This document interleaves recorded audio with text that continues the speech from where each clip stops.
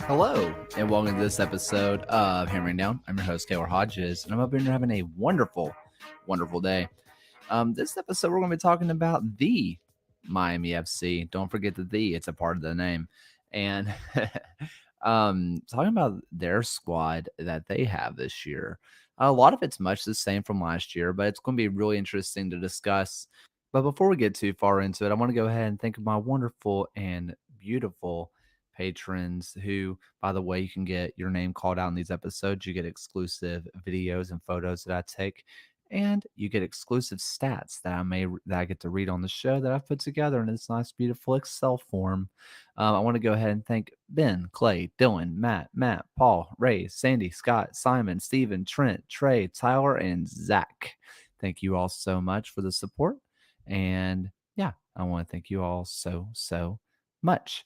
So I guess before we get too far in, I got some like personal housekeeping. So for people who don't know, I'm getting married very soon. That's wild to say. And I'm also graduating from the time I record this in like 4 days. So there may be over the next month or so, there may be a little less content out than normal. So I just want to go ahead and get that out on y'all's radar and just kind of let you know. I've been doing a lot of writing lately, and frankly, I'm getting a little tired of writing. Not saying that I'm going to stop writing or stop doing my hammering down stuff. Not at all. I want to keep doing it. But just wanted to throw that out there. Um, the Miami FC are an interesting team, to say the least. They got people that you may have heard of. There's a guy named Benefemu who was once with the Three Sparks as a center back. They also have Bolu Akinyode, who I believe was Legion's first ever sell of a player, where they sold him for $15,000 to the Miami FC, where he has been a bona fide star for them. They've also had some people that have been around for a while. You may remember Kyle Murphy when he played for that one team up I-22. Um, they also had some other guys, Paco Craig, who has been around whenever a lot of you will probably know him from when he was at Louisville City. They got this guy named Segbers, who also was out on the right wing for that team up I-22. They got Chapman Page, who's been around what seems like forever. And this is a team of known commodities, which is why it's often very confusing on why they're frankly not playing very well. And this is a squad that ever since joining the USL has had players. They have had amazing players, like incredible players, but they never put it together. They just never seem to figure it out. You see the talent on the field and you believe in it. And then you see them play and you're like, what's going on? But when it comes to in the terms of what are they doing this year, they're kind of doing the same thing that it feels like they always have. And they came out immediately to begin the year in this four-man back line where they came out with the 4-4-2 and they stuck with it for a while. And then against Pittsburgh, they decided to go back to this three-man back line that has been fairly successful for them this time. With Hernandez, they got Paco Craig and they got Chapman Page. And this is a really, really good team. And the new face, at least for maybe for me, the one that has not been around for a while, he has been playing for Liga Nacional, and it was Municipal, and then he was with Guatemala for the Guatemala national team.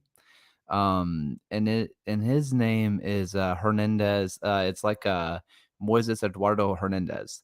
And Hernandez, he's a really good player. And he kind of plays this left back, but also left center back role where he can play that left back position where you can see them go to this 4-4-2 kind of shape. And you see him a lot there. And for people who maybe, but he's also kind of there whenever Stanley is out. He kind of comes in as a sub every now and then, but he's gotten a good bit of playing time this year. And when they've gone to that three-man back line, like I mentioned against Pittsburgh Riverhounds, he was wearing the number 6, playing that left center back, as Stanley was playing this like left winger, left wing back kind of role. And where you're going to see the strengths of this team is going to be in these wide areas, where Paco Craig is going to be playing in the middle of the field. And you're going to have Stanley and you're going to have Segbers, and they're just going to be bombing up the wings the entire time. And they're going to be trying to get this ball into Joaquin Rivas, and they're going to try to be getting this ball into Kyle Murphy. And Kyle Murphy is a guy who was a bona fide goal scorer who basically said, I'm not going back to Memphis no matter what. And it hasn't really worked out for him. And, I kind of mentioned Segbers, and he's been kind of playing a weird role for them, where he kind of played as a false nine, almost where you would see Enzo Martinez playing. Um, and you would see him as this right winger slash right wing back. And the wings are where this match is going to be won and lost. And they play this three-man back line where you're going to see it all the time. They're going to have Stanley on the left, they're going to have Paco Craig on the right, and they're going to have Thorne, or they're going to have Chapman Page sitting in really deep. And they are a really hard team to break down. That said, teams like Tampa Bay were able to do it. Las Vegas Lights were able to get one across. Memphis was able to get one. Pittsburgh was able to get one. New Mexico was able to get one. I think that one was via penalty though. And you see also FC Tulsa were able to get one across. But this is a fairly stingy defense that I think is overperforming a little bit.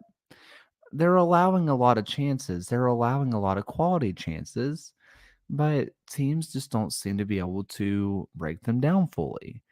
And this is where I get a little bit worried about Legion. In the past, we've seen Legion play this team, and you say on paper, this is a team that we should be able to beat. And I'm willing to agree a little bit. But on the other hand, this is a team that would trouble Legion because even though that they are going to be attacking on the wings the entire time, they love attacking on the wings. They're also a team that sits in deep and they play this really tight middle of the park. And when they played last year at home, a lot of us remember that match because it was so frustrating. It was just a frustrating match where Legion just couldn't break it down. They were just, I don't want to say they were lazy off the ball, but they just weren't moving enough and they weren't creating space because there wasn't enough space to be created. It was the same issue that Legion had against Chattanooga FC just last week. And Legion were just not able to get the ball into the middle of the field where they like to get it, while Legion love to create havoc on the wings. They get a lot of overlapping runs, a lot of underlapping runs. That was weird to say. They get a lot of that movement. Their end goal is to get the ball into as middle of the park as possible. And Miami is not going to allow that. So this could be a match that is a tricky matchup for the three Sparks. They could have a lot of issues with this team. Luckily for Legion, though, outside of a 4-goal explosion against Las Vegas Lights, they've done nothing offensively this year. They've looked, frankly, they've looked bad this year, where they've gotten a lot of attacking chances and they take their chances where they really try to accentuate these wings, but they're kind of getting the ball into these areas. They're putting in some crosses, and some matches they are putting in like 18, 20, and 30 crosses in one game, but then there's other games where they're only getting like 5. In the match that they won 4-1, which is the match against Las Vegas, if you watch the film back, they were about as direct as possible. So if you're Legion, you kind of have to be wondering, if you if Miami is coming straight at you and they're not beating around the bush and they're not trying to just play around you and they're not trying to just go out wide and beat you that way and they're playing very direct, maybe that worries you a little bit because that's how they've played the best. But the issue with Miami is that they haven't seemed to be able to create, despite having a lot of creative players and creating chances from the wide areas. It never seems to truly lead to anything. And I guess that's kind of where I am with this team. Miami is an interesting case where they just they have the players, they have the talent, and they are just a real conundrum to deal with when you're looking at them. Everything when it comes to their attack, there's a certain guy that I want to point out for them, and I am in love with him. And if you look at the goal, it's up there for goal of the season. Velo is, I believe, they're number 10, and I'm going to look at that real fast now. Yeah, he's their number 10. He kind of floats from this attacking midfielder to like this kind of a quarterback role to being a left winger. And Velo is he's their number 10 and he can strike a ball with the best of them. He is a brilliant player. A guy that, if Legion were to sign him, I would be very excited. And I can't say that about a lot of players. But Florian Velo, he has been around the USL for a long time where he just seems to create chances really better than just about anybody else in the league. It feels like at times. Now, not better than anybody else in the league. I don't mean that in the sense that he is the best chance creator, but he's super underrated. Um, when you look at the way he plays, he takes shots. He's not afraid to take shots. He'll take those shots from distance, which is what I mentioned in the match against FC Tulsa. I mean, the goal that he had was just mm, chef's kiss. It was incredible. He is a really talented player. And the one thing that is really, I guess, interesting to me, and this is kind of where look for these attacking midfielders. Whenever I'm looking at these creative players, the people who are supposed to be creative players, what do they try?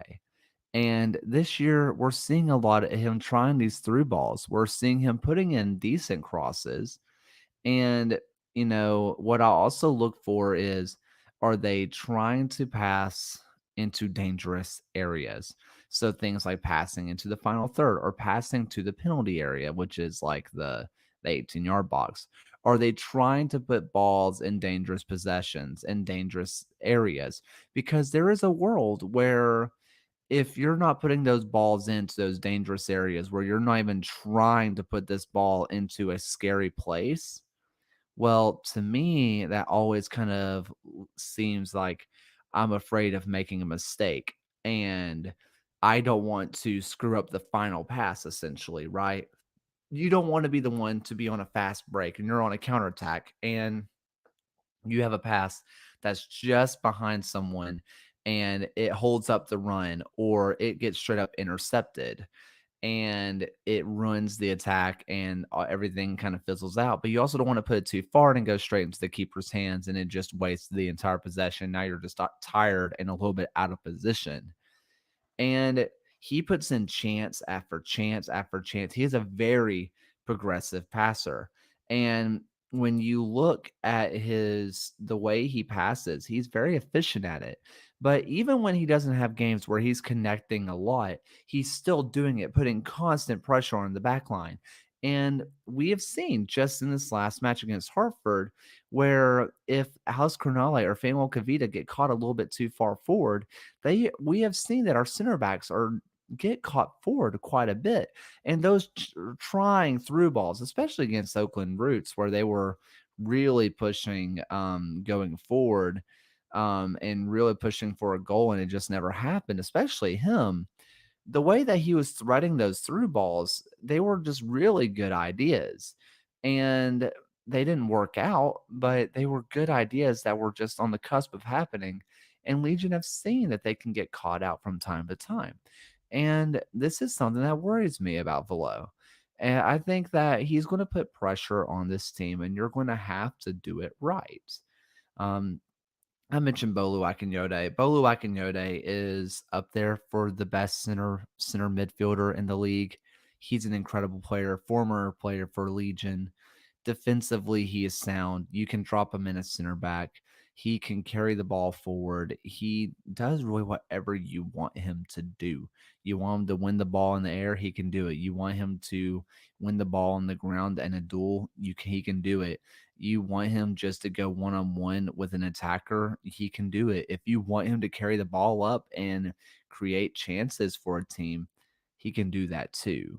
Bolu Akinyode is a wonderful player, and I really miss having him in Birmingham.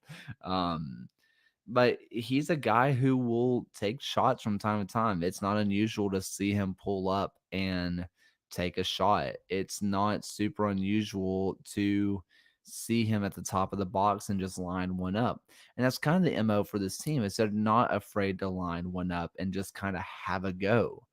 And that's something that Trevor Spangenberg or Matt Van Okel, whomever were to start this match, needs to be wary of. And speaking of kind of just being wary, there is another guy. There's one last guy who I think you kind of need to be afraid of, and that is Joaquin Phoenix. Or Joaquin Phoenix. That's staying in. Joaquin Rivas. I've never made that mistake before. Joaquin Phoenix. Jesus. He's kind of a left winger. He can kind of be a right winger, but you want him up top. He is a wonderful player up top. He was with FC Tulsa for a long time, and he is just a bona fide goal scorer for the El Salvador national team. And he scored against Lights, granted, who didn't. He didn't start in their most recent match against Oakland. But, despite not getting a goal, only having, I believe, one goal this season, he's creating chances like crazy.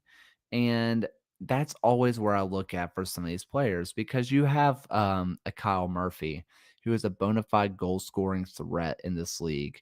But if you're expected to create chances and you're doing it, I mean, I'm fine with that. He is a wonderful player who can link up play, who can really create havoc, who can create chances. May not get all of the assists in the world, but he does enough for you to respect him. And that should take a lot of pressure off of Kyle Murphy. Kyle Murphy is a guy, though, that has just been underperforming this year. And I don't know what to do with that. He has talent. We know he has talent, but it's just not working in Miami. And frankly, I don't know why. But there is one last thing that I want to talk about with this match, and it's going to be a common thread that I pull on. And I want to talk about it a lot against Oakland Roots this coming Saturday, but I mentioned that match because there's a lot of fixture congestion going on right now. Legion have a lot of matches coming up in a short amount of time where they are playing a lot. They are playing today or today. By the time this is released tomorrow on Wednesday, they have a home match they have to fly back from Miami. They have a home match on Saturday against Oakland Roots, who are a very good team. We'll talk about them later. And then they have a match in the US Open Cup against heated rival Memphis 901 FC. And for Legion, I think you need to prioritize the US Open Cup. And this was a conversation that was happening on Twitter today for me because I'm recording this on a Monday, actually directly after the one podcast that I released yesterday. Um, to me, I think that you need to win the US, not win the US Open Cup, but you need to be the last. You need to take it very seriously because if you're the last USL championship team standing, you get a $25,000 paycheck. That's a lot of money in this world, in the lower league world. That is a lot of money.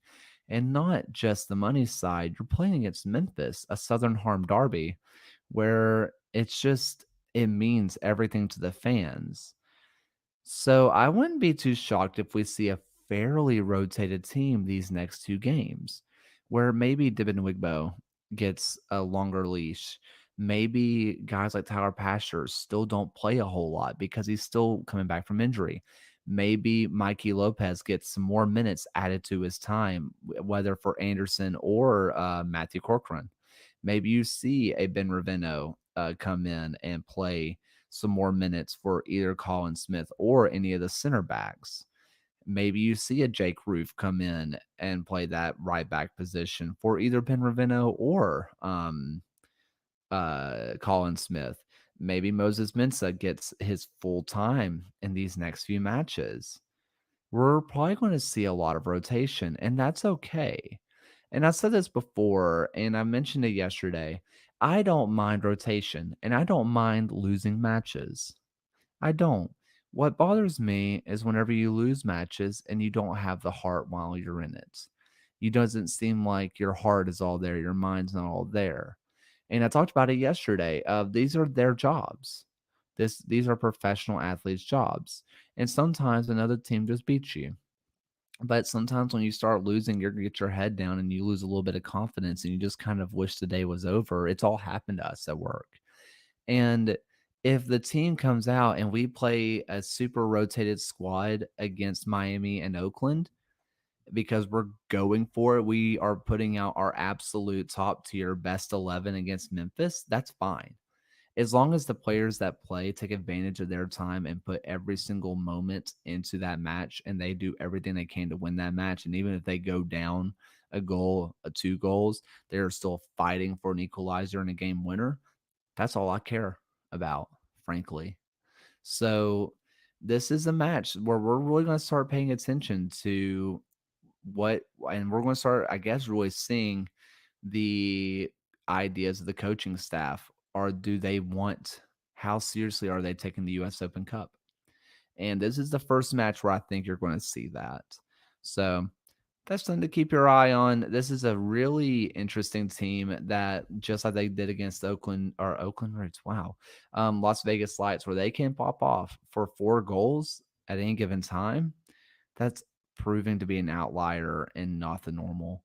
So for Legion, you break down this super compressed midfield, and hey, maybe you allow Prosper Kasim and Tyler Pasher and these other guys like Juan Agudelo and Enzo Martinez, whomever, to take these shots from wider areas. Allow them to shoot outside the box because you might not be able to create a whole bunch of chances inside of it because it's going to be so compressed, and that's okay.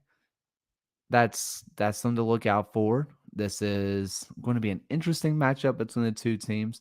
Miami's been a little bit of a bogey team for Legion, so we'll see how it goes. But I appreciate you all. I really do. Thank you.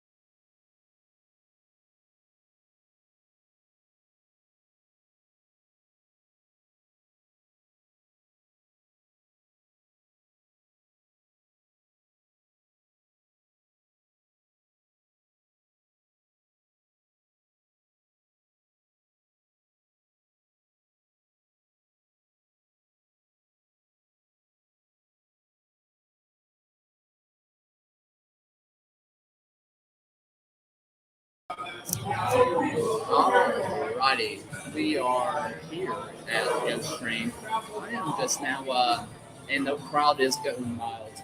I always feel so bad because they're always so. The Miami FC fans are just so into the game. I do. I really wish that Jason Dwyer was playing for because the day I got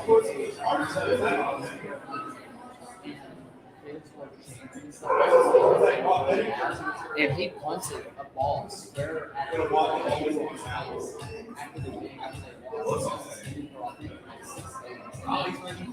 and then he was in the FC. Is that the guy from Colorado? Oh, this is already not great. Oh, why do I?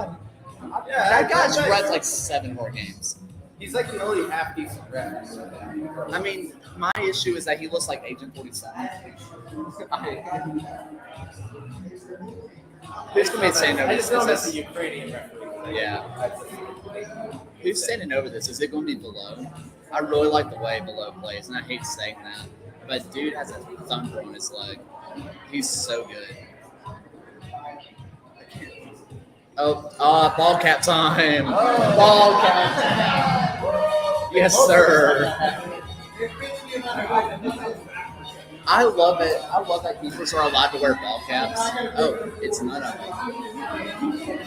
Can't tell who's standing over this. Taylor smells.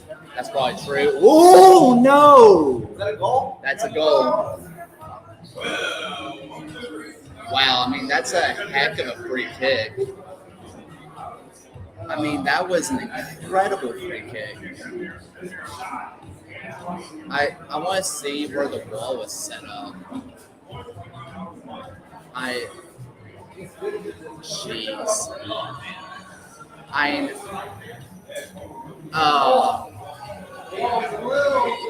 I mean, he's going for his near post, but the issue is that Trevor guessed.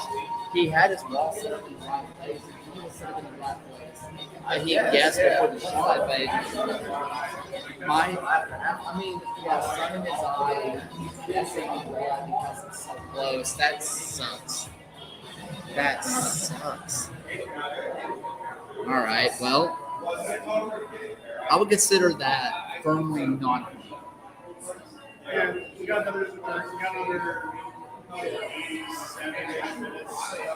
I mean, this is also the same. This is also the same team last year. I mean, Kyle Murphy concussed. That was happening. Yeah. So.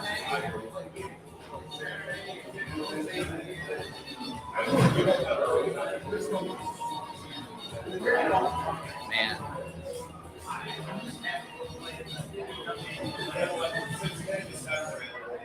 There's a part of me that's happy we're playing at the Are we playing at the Yes, Legion officially announced that.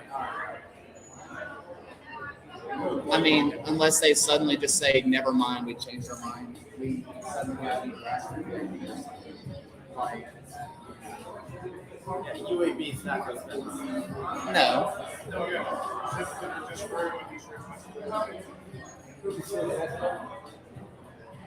We're still.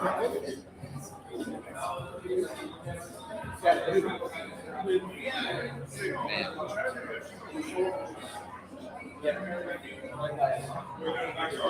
So far, Legion are still going with this idea of just trying to counterattack, and it's not working.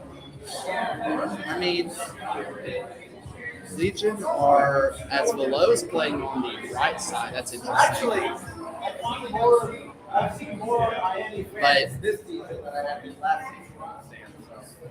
It's true. They might be getting more popular. Well, this is also coming after their. Well, not just that, but this is also coming after the Classico where they and second time, and the first, but it broke the Miami's record. I think they got like 16,000 people at the game, so they were probably going to get a few more people. You know, Which always surprised me, like they play on a college game. I don't know why they don't make that in college. They probably do. It's the same thing that happened with FC Cincinnati. I mean, FC Cincinnati played on a college campus, but I mean, There's a big difference in classic stadium. yeah, frankly, I mean, if if you're in Miami, why would you go to a second division game? I mean, everything about Miami is first division. That's true. No, I mean you're totally right, and that's the one thing that I guess that annoys me because they are closer to being Miami's team than Inter Miami, but they're just not MLS. And it's not like you can argue, well, because the Miami FC is the big so they would be stuck.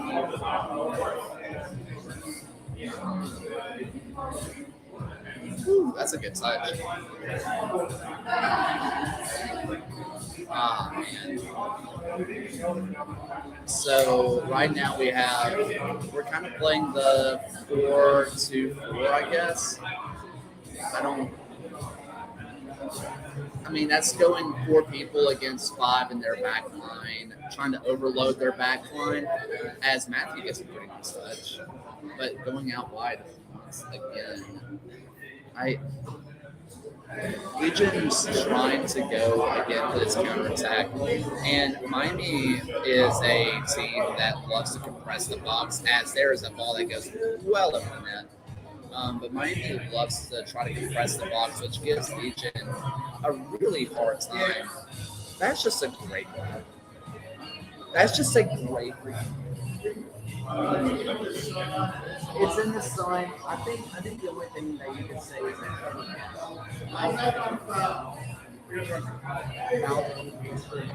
the breath isn't cold. Everyone knows that. It's like Sweden.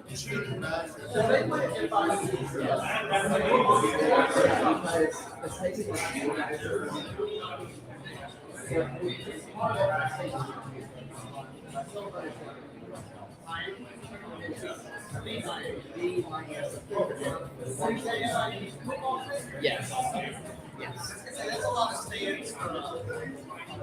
To be fair, I don't think.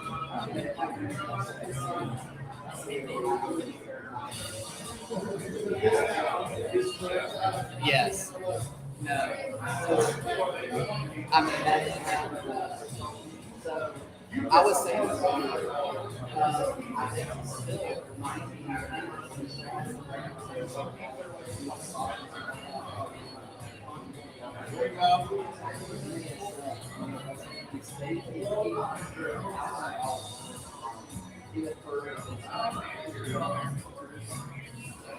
it's a lot.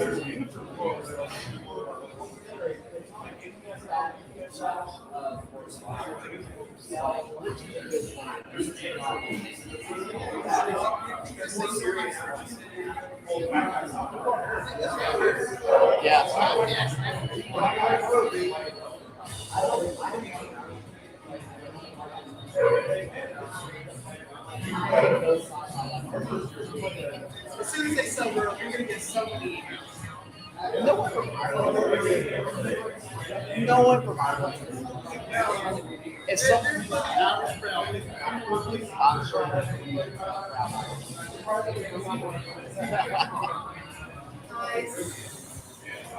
Legion are starting to pick up the pressure, but it looks like they're playing Prosper as the cam, which is bizarre, as that's a really good ball over to Moses Mensah.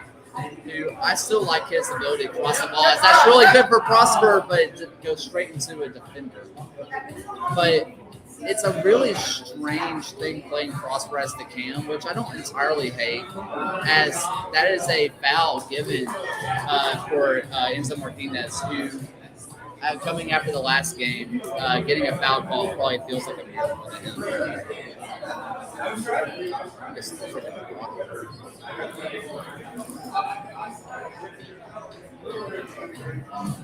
Man, I love Miami's kids. Miami's kids are so nice. They do so well. Yeah, but their his ball is so good because it's like made up of like so nice.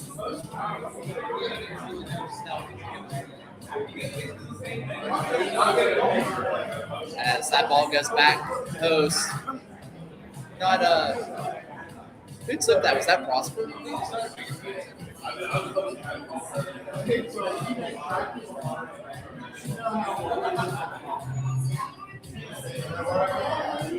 Yeah,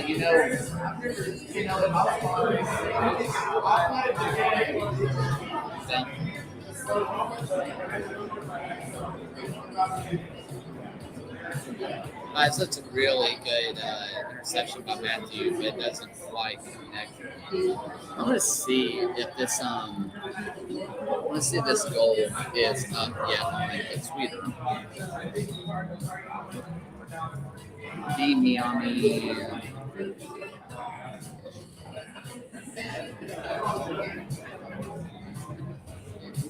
Yep, it's up. All right, we're gonna look at this. All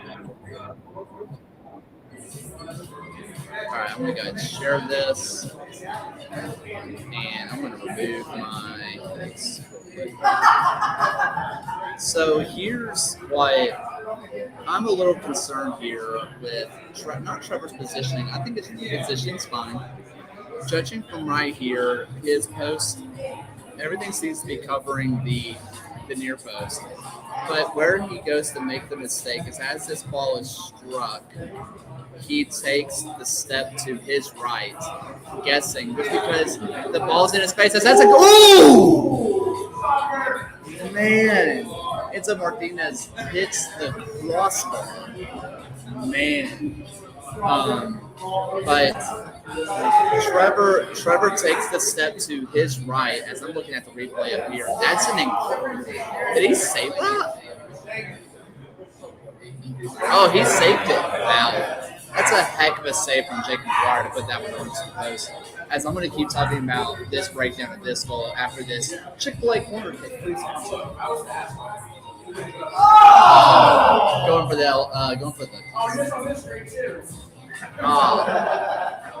I hate this ultimate. All right, so we're going to go ahead and look at this. Ball goes in the back of the net. I'm going to see if they have another replay. They have the back camera.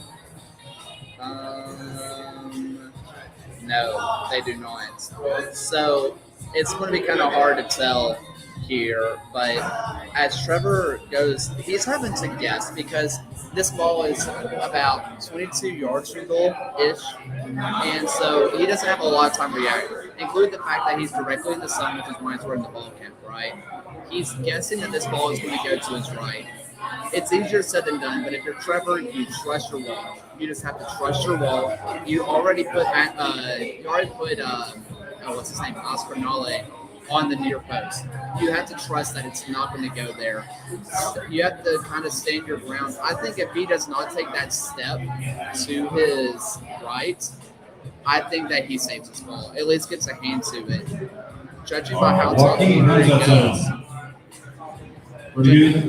Can you hear me? Judging by how top corner he goes, I think that he saves it if he just does not take that step. But it's obviously easier said than done. As Bolu Akinyote, former Legion man, gets a nice little foul. Matthew Corcoran's been the free kick taker for Legion. And while in the friendly did not look that great, this year it's looked a lot better. Now, if I'm guessing, he's going to be aiming for Alex Bernale, who's on the left side, who stands pretty far away. And this is what happened before. So Alex usually stands really far on the right as that ball goes up, but that one to Juan Agudelo. As Jake McGuire, the person who kicks balls at children, goes and collects. By the way, there's bingo happening tonight. Mark and bingo. How did you forget? Mark and bingo, man. Does your grandma walk?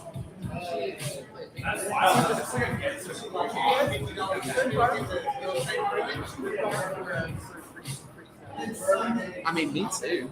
I mean, come on. I'm just checking out the telephony right now. Catherine is currently driving home. What's up, dude? Howdy, howdy. Catherine's currently driving to Atlanta and is having to drive into this active shooter thing, and it's not great. As we have the Miami with a corner kick. Thorne is there, kind of looking like he could cross it in, but he's never going to. Ball goes into the near post. Alice Bernale, home goals.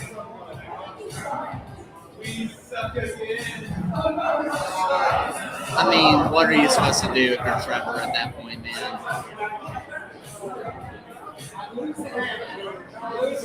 It's not his fault. It's the hat's fault.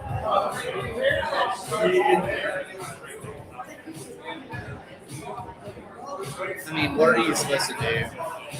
That sucks. That sucks for Alex.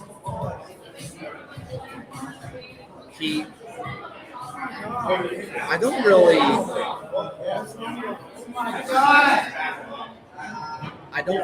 know what he's trying to. I understand what he's trying to do, trying to possess the ball,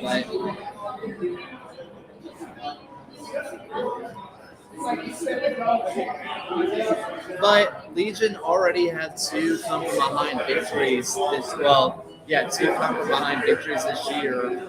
Honestly, getting a draw away is not the worst thing in the world, but it's not great as Juan Agudelo lays that ball back out to Matthew Corcoran. Colin Smith. Matthew Corcoran puts across to Prosper Kassim, who does not quite get it right, but not bad with it.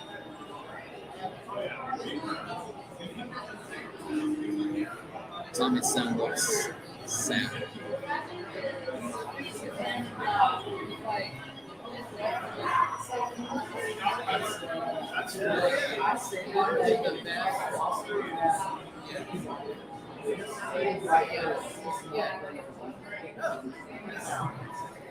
He's so good. Oh, they have. I was in the deal for the Lowry manufacturer and their people was like, he's cutting inside. He's cutting inside. And all the players are like, I don't know what's going on. And like players and teams know that like this is not. I feel like he gets those shots from the outside. Yep. And he cuts in, and it's like well, that's the thing though, is that for Miami FC, that's the first year of that, because they play such condensed blocks, they play through the back, that he doesn't get those chances to cut inside. Miami FC is the worst matchup for Legion, and that really sucks. Man.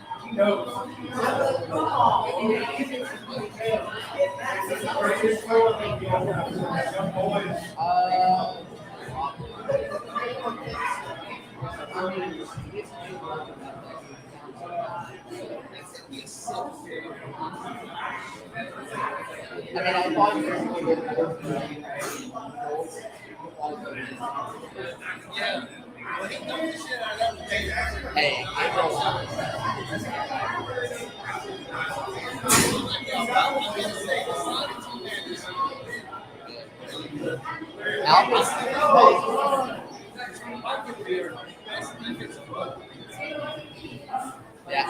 Yeah. I stand by that. So I was doing a little bit of like side scouting when I sent them my stuff, Moses and stuff was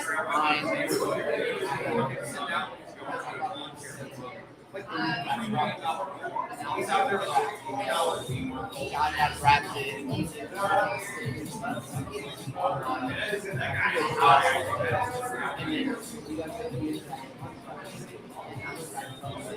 I was like, hey.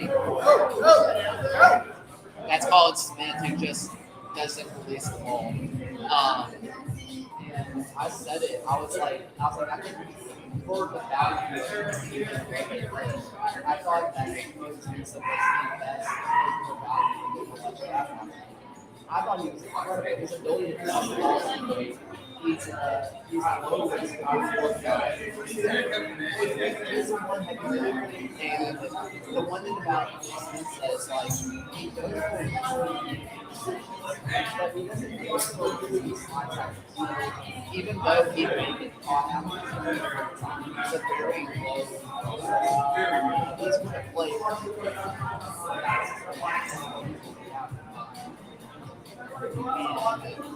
I think when you're looking for a fullback, it's that's a great his ability to cross.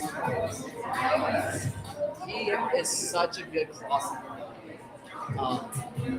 I think Moses Smith is.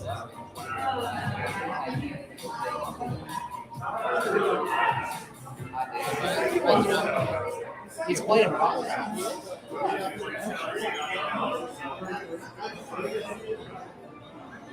The issue is that he's not as offensive.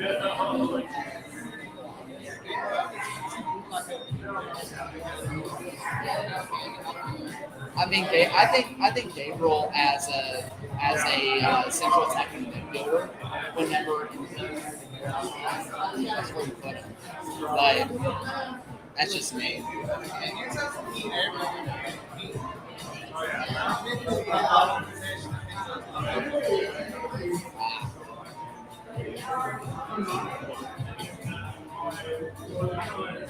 Colin Smith's playing a lot deeper. This is a really interesting.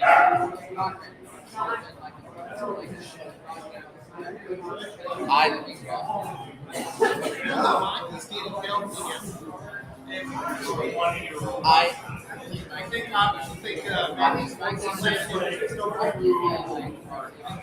Corcoran, Mikey Lopez is going to get playing time at left back, at right back. And the thing is like Matthew Corcoran is a really good player. I think of him as like a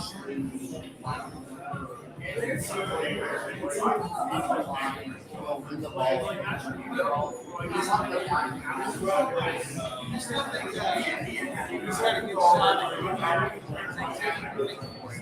I think I personally,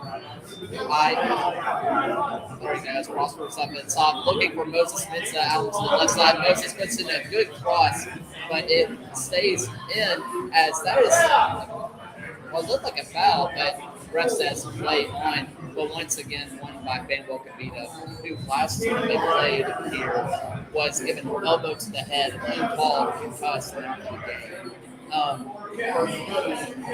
I think that he's going to.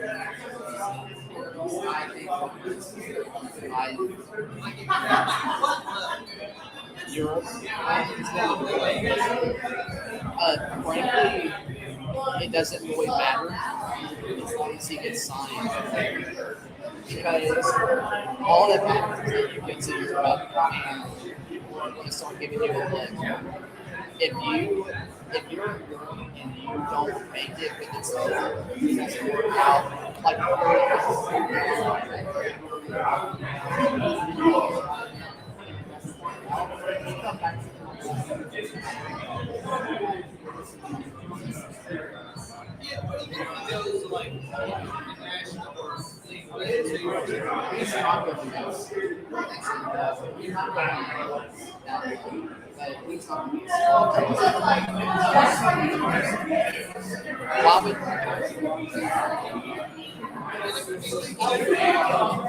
yeah, they're going to League 2 to be bought at least.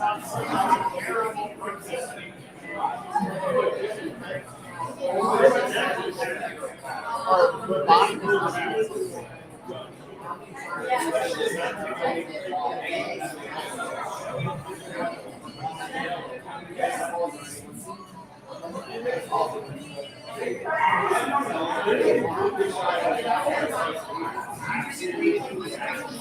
he is playing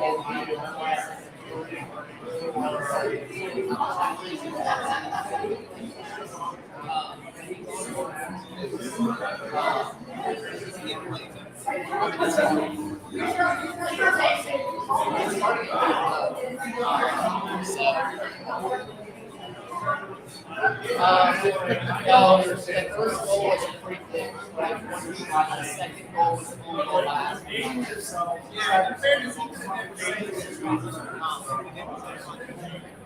I mean, the free kick was a really good goal. Alex really sees on that.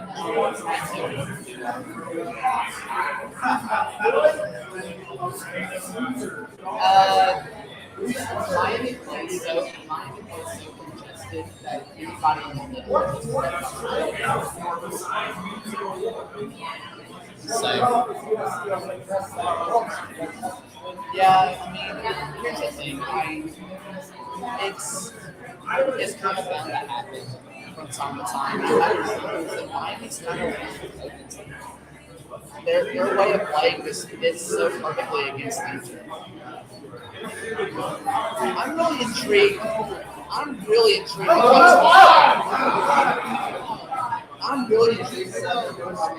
Matthew Portman is the one playing the right wing, and Austin plays. Really new.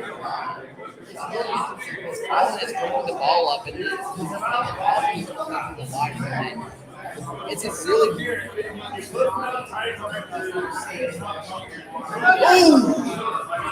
You know, you say that, but I also think that dogs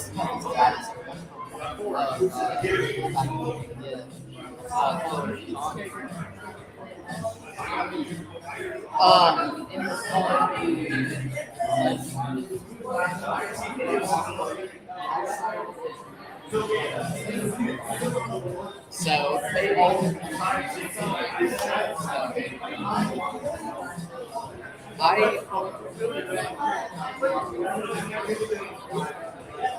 well, even so, but it got. I mean, it got straight to end zone. He just didn't really do much with it, and that's a pretty good goal.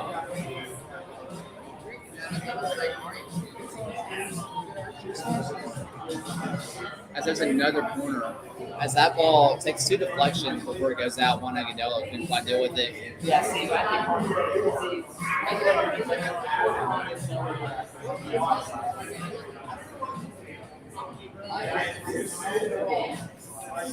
as Corcoran puts in this cross, not quite there as Moses Mensah looks to recover. I'm really intrigued with what's happening here with defensively or this attack. With Matthew Corcoran playing the right wing on the attack, that's kind of bizarre. In fact, so bizarre, I'm going to tweet about it. Dang it. I don't know. That's tough.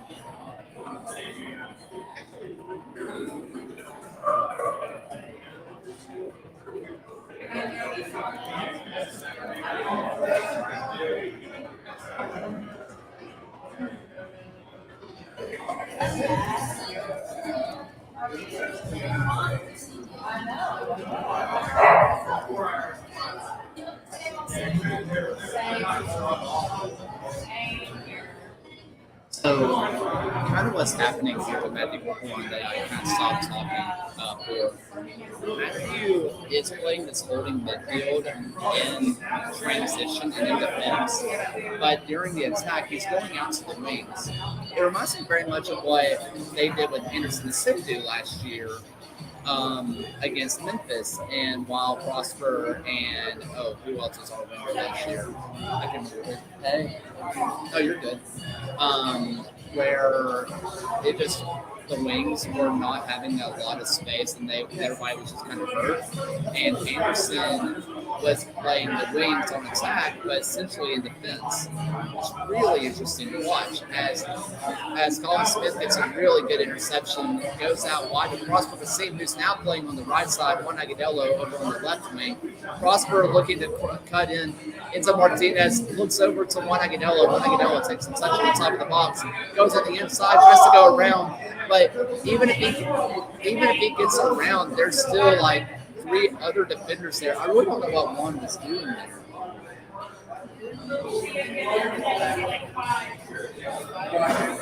I don't know why he's that was bizarre.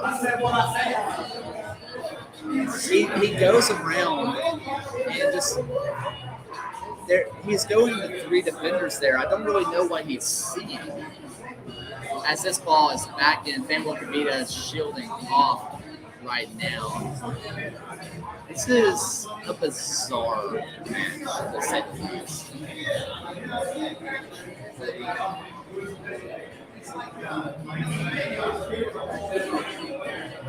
For anybody who's wondering, my fiance did make it home safely.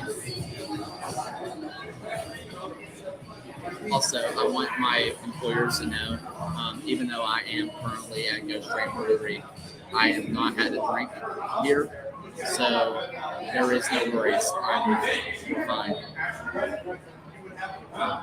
As this ball's up top, Matthew Corcoran goes down. The foul given.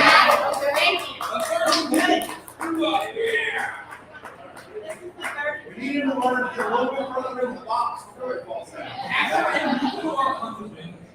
This time. Let's go. They'll be in it.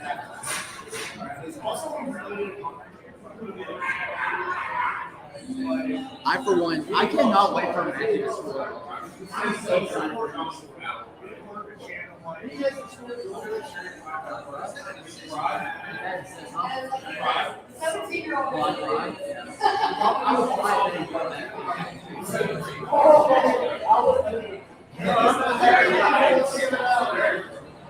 You never know. You never know.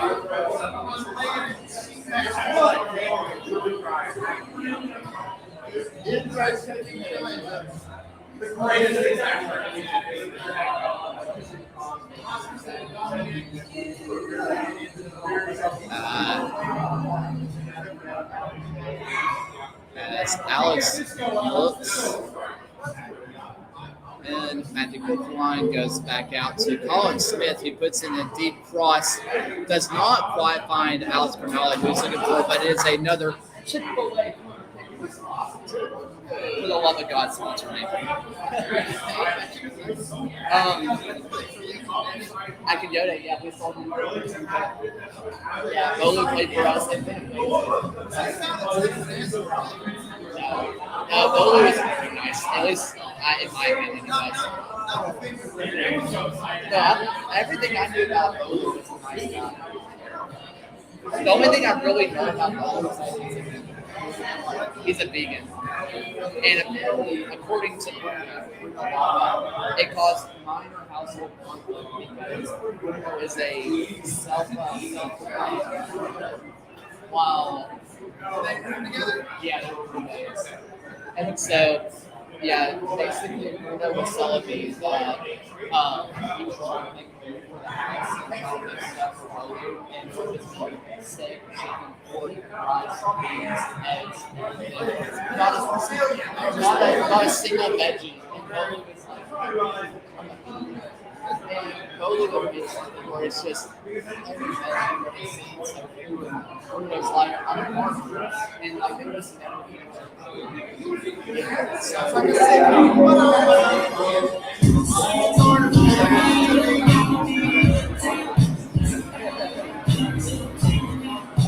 What's happening? What's this?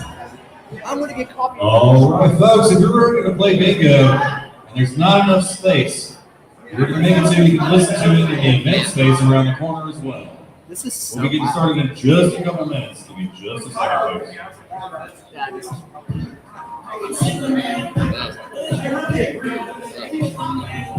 As we are 35 minutes into this match, Legion are looking better now, but they still have a nice little hole to dig themselves out of. they were playing really wide. And I know Miami has a wider pitch, but they're playing super wide. I think it's to try to spread out how condensed Miami plays, and I think it's working out pretty well. And that's a pretty good little ball there from Juan Agudelo. That's right off well. End zone. Gets the leveler. A nice assist from Juan Agudelo. As Enzo misses the first goal, but gets the second. I mean, that's an incredible moment there by Juan Agudelo as he holds off the penalty, does not go down too easily, plays the ball off to Martinez, who misses the first shot, but gets the follow-up on that rebound. This is a really nice play from Juan Agudelo, and it's a nice initial save by Jake McGuire as well. But this is something that I think is really nice to see. And this is where Legion playing so wide is working out. Before, Legion would just try to play into these channels, try to cut inside, and it just doesn't work. But you see on goals like this, where they're playing super wide, where they are spreading the center backs, and spreading the fullbacks, and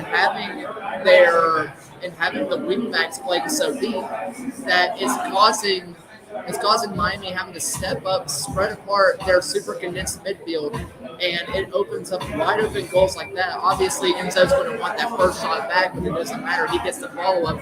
Very similar last year to what I talked about after this match when Juan Agudelo missed his penalty. I've always said that just smash the penalty. If the keeper saves it, you'll get the rebound every single time. And kind of here, Juan plays it off well. Enzo smashes it, gets the rebound because it's kind of hit in an awkward place for Jake McGuire to get it. Enzo gets the scraps. It all counts the same. It is a 2-1 game to Miami FC. Legion cut that lead in half. Wow. As that ball is pretty well played by Moses Mensa. It's in the middle of the park, and they're calling a foul on all sides as Enzo is dead, allegedly. Got any cards?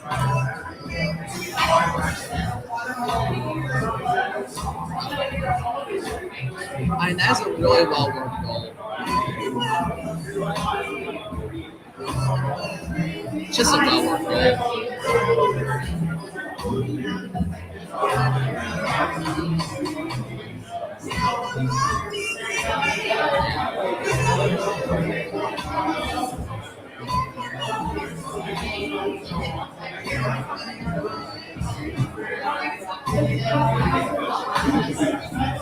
So right now I'm just kind of waiting to see what happens next. Not a whole lot of time to talk until the goal is closed. That's his niece?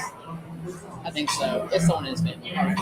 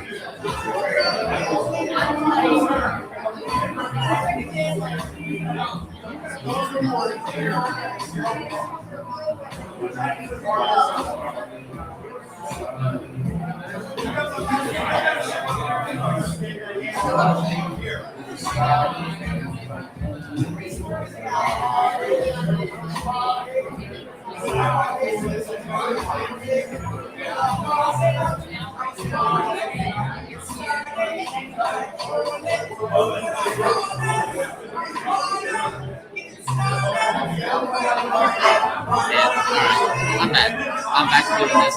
Also, I don't know how loud this music is, but I'm really sorry. It's that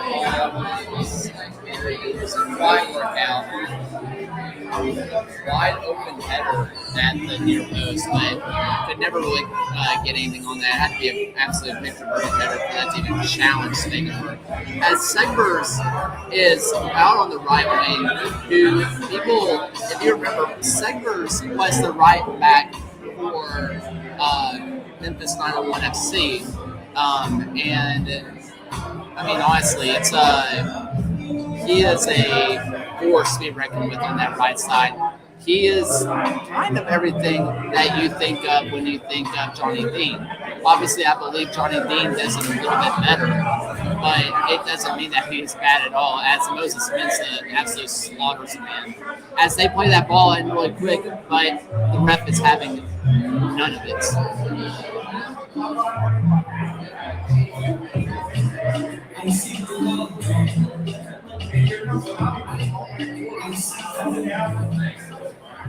All right, folks, if you're ready to play some bingo, you can come on up and get yourself a card. We're going to be handing out here is one per person. If you brought a dog, the dog gets a card as well. By the way, it's Bark and Bingo. That's the kind of excitement I'm looking for. It's good shots. Cheers. To my employers watching.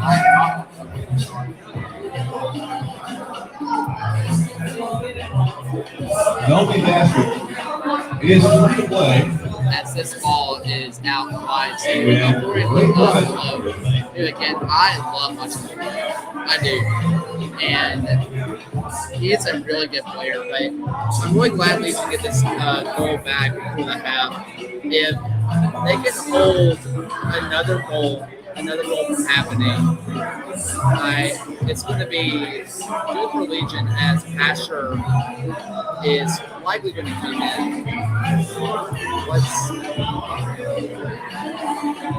I don't know what to say. You good?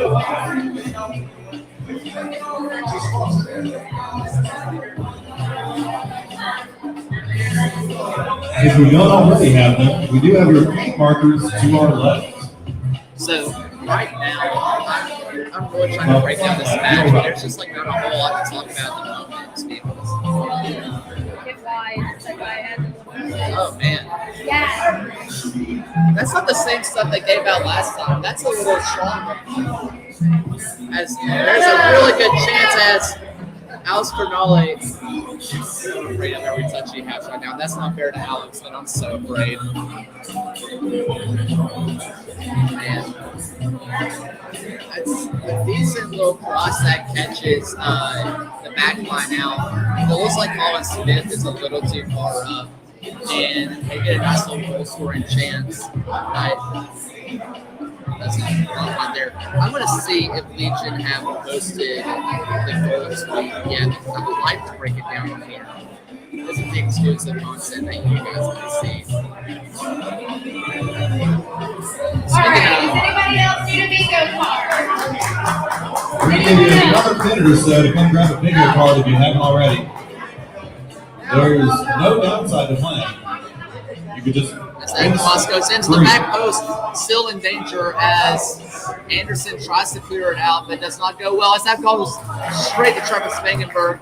Trevor finally getting some work to do. When? We're in 55 here.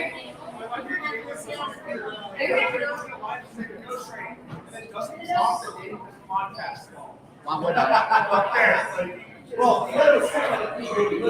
But the live stream is streamed. The live stream is streamed on iTunes. That's true. That's facts. Every now and then. It's a little early to be calling bingo. We haven't even started. So I'm going to go ahead and pull up this because I think Legion has posted it. As Prosper gets it on his left foot, looks for one on the through pass, and it's a good idea. Here we go. Here is the goal, and I'm going to share it in just 1 second. I'm not going to share the tab audio. And here we go. All right, so let's break this down. So as this first touch comes in here to Enzo Martinez, you have, I don't know if you guys can actually see my mouse, but you have over on the right side, you have Prosper Cassine that's directly under the score bug, under the white score bug. as I thought people were leaving the bench. And the wingback, it looks like Stanley to me, is looking to follow the run of Enzo as he is playing the ball out to Prosper. Prosper takes his touch and makes the run that Stanley was expecting. But you can see where the width of this team is really giving Miami fits. They have two of their center backs sitting there, and I think that's the end of the half. Both center backs are up close to Prosper. Prosper plays it through to this wide open space that's created through this width. Juan Agudelo gets a hold of it. Now here I want to talk about Juan Agudelo could have went down here. Could have got an easy penalty, stays up, backheels it to Enzo Martinez, who has two guys behind him. Again, because of the width that was created by this team, they are able to exploit the space that now exists. Enzo takes the shot, takes the first time, This part is it goes straight to Jake Make sure you're McGuire, paying attention. who All hits it the hard video enough, games awkward enough, he where can't you hold on play to it. on one Enzo gets the card, scraps, you get and the that's one that. card. Again, You have this is to come all back and get the other created one. It's really because embarrassing of for you. the Game amount number one is of between width top that left. Leader Game created. number two, They're top holding right. the ball up that's causing the Game center number backs three, to step up middle and left. try to win Game it number back, four, try to middle win right. the ball back. Game number five, And it ends up bottom being a left. fairly And game number simple six, finish. bottom right. The first one How many obviously on board ends with up that? once back, but the second finish is easy. You hit it Okay. hard enough and it goes in.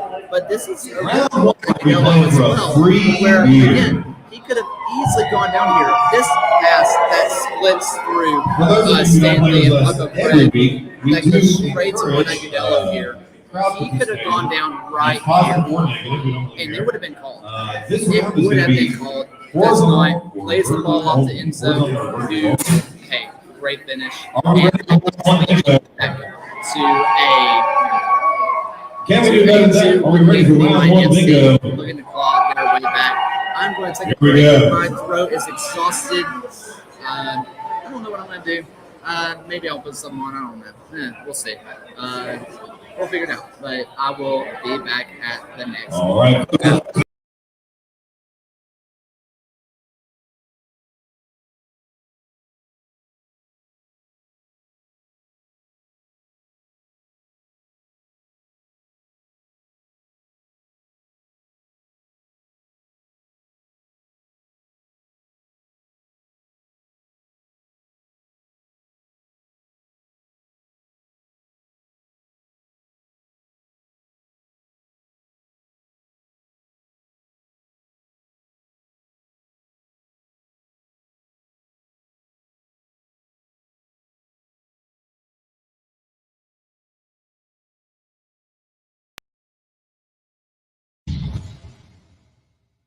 Ready to go. Protective Stadium, Birmingham Legion, Hartford Athletic for the second time already this year.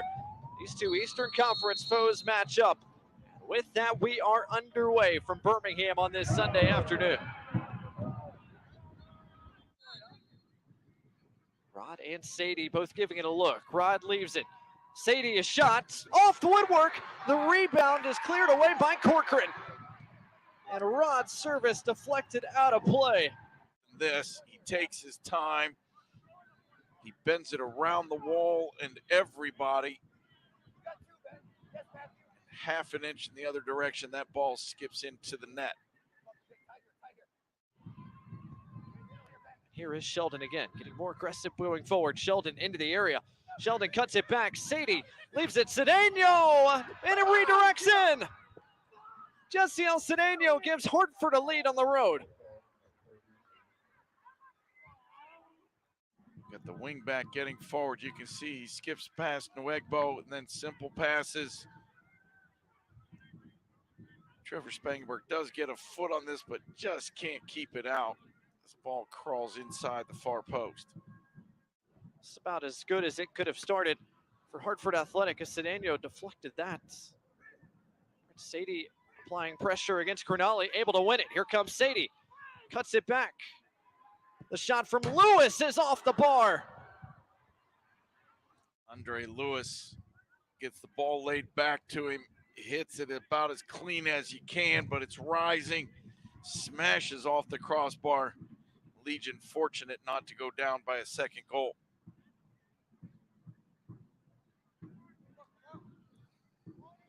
Absolutely. Martinez and the rest of the stadium getting a look at the replay we just saw. Corner kick brought to you by Chick-fil-A. Martinez scores! A bit of a ball don't lie situation for Enzo Martinez and Birmingham Legion. 1-1, our new score with everything to play for down the stretch. But here's where Martinez equalized the game.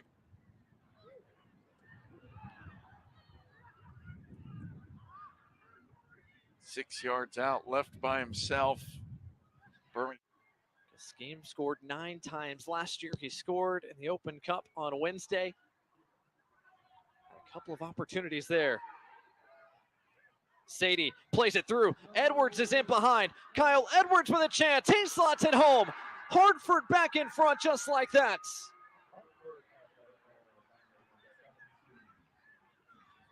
In excellently by Sadie.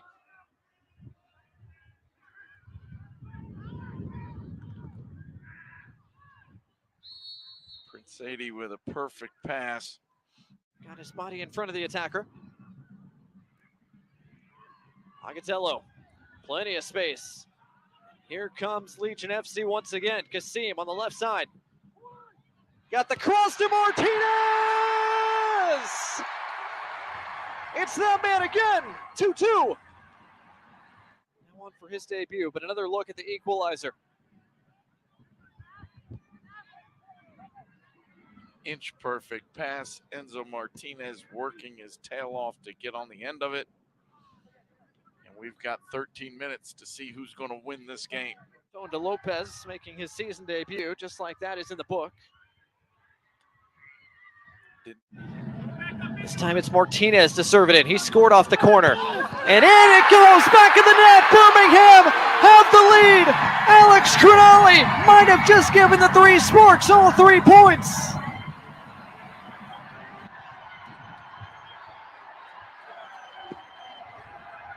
Alex Cronali, he's a big man, but he rose up. So far tonight has outshot Chattanooga 23-10. Outshot them shots on frame 7-2. Chattanooga did just enough to keep the scoreline tied at 1 apiece and send us to a penalty shootout. We'll play on the north side of this Alabama soccer stadium here in Tuscaloosa. Birmingham electing to go first. Tyler Pasher, who just came on about 5 minutes ago for his first action in game in about 2 weeks to start the shootout, and he scores. Clinical from Tyler Pasher to give Birmingham a good start.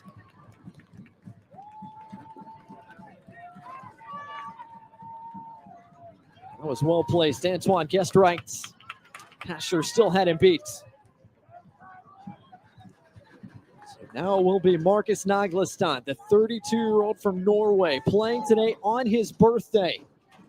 Scored once from the spot already tonight against Trevor Spangenberg. Sent him the wrong way.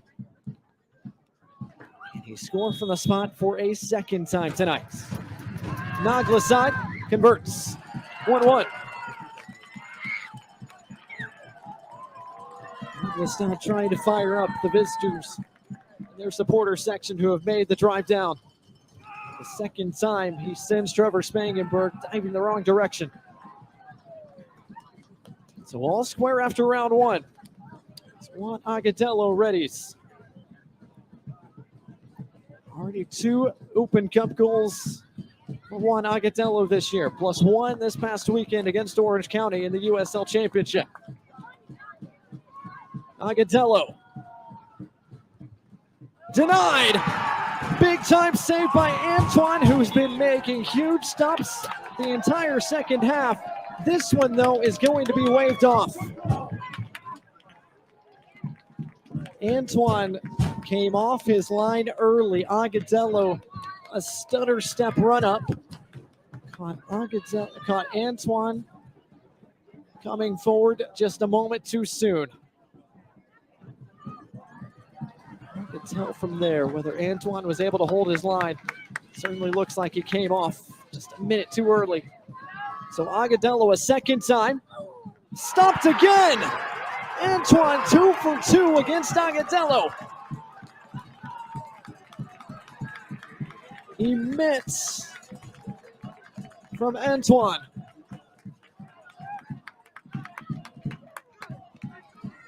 Guessed right twice in a row. And the Chattanooga goalkeeper continues to have a huge, huge night. Chattanooga now with a chance to get a leg up in this PK shootouts. The captain, Richard Dixon, the 33-year-old, the club's first ever professional signing. Trying to give Chattanooga an advantage. Off the bar!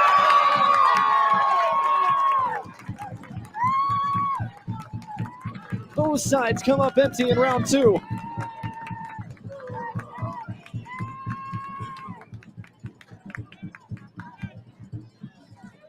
Spangenberg guessed right.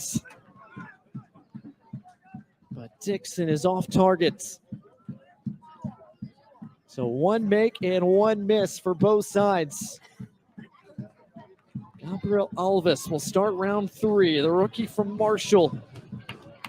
NCAA national champion in his time with the Thundering Herd.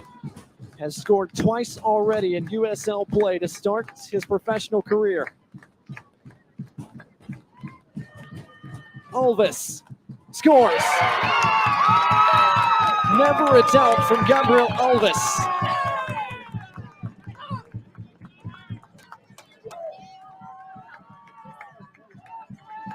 A confident, well-taken penalty from the rookie.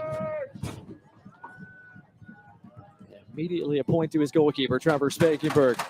And some words of encouragement as well. Anatoly Polita from Moldova. His first year in the United States after spending the last few seasons playing in Moldova and Latvia.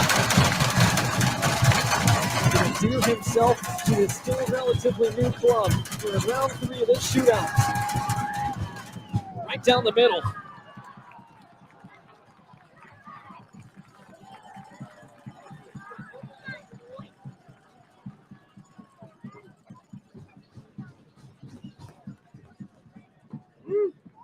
Polita with power over the top of Trevor Spangenberg. Through three rounds, we're tied at 2. Round 4 starts with Jake Roof, who just came on a few moments ago. The Alabama native. Roof, yes! No time wasted from Jake Roof. Briskly walked to the spot, put it down, put it away. 3 makes out of 4 for Birmingham Legion. Chattanooga trying to match. Matua Mawape from Zambia. Target scored twice this year. Both came in Chattanooga's season opener. The extra time substitutes sent Spangenberg the wrong way. 3-3.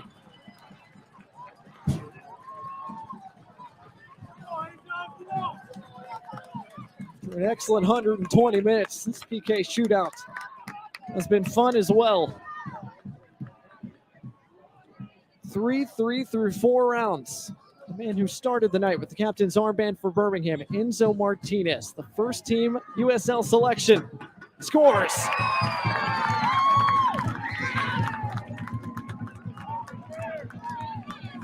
Calmly, coolly taken from the veteran Enzo Martinez.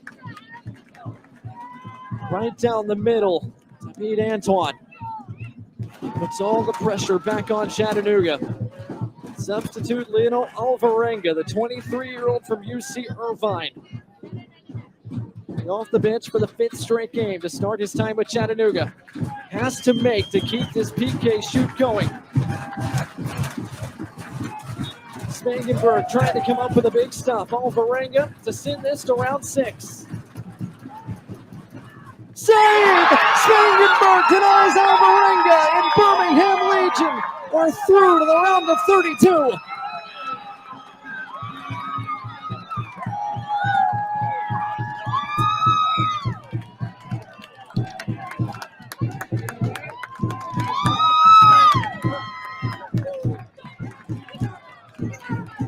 Oliver Spangenberg, the PK shootout hero.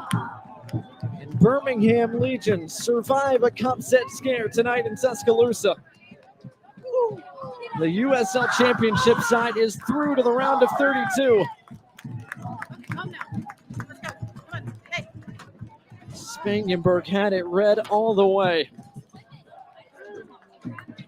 The final score of tonight's match: Chattanooga FC 1, Birmingham Legion FC 1. Legion Alvarenga denied. Chattanooga knocked out on the 108th U.S. Open Cup. Birmingham Legion are through to the round of 32. 1-1 our final score. Birmingham Legion 4-3 in the PK shootouts. Birmingham Legion are through the round of 32 draw tomorrow, April 27th at 2 o'clock Eastern, 1 o'clock Central. Stream live on Bleacher Report app and the Bleacher Report Football YouTube.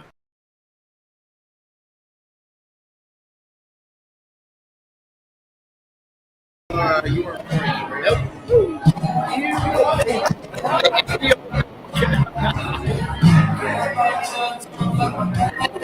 What they did here.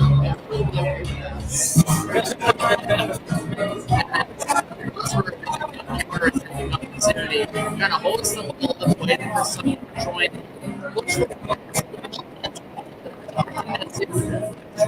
little bit. That was a really good ball.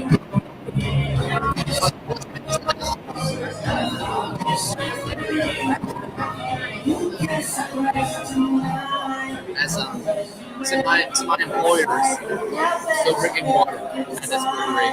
And the coffee rock truck that's coming for me is about to be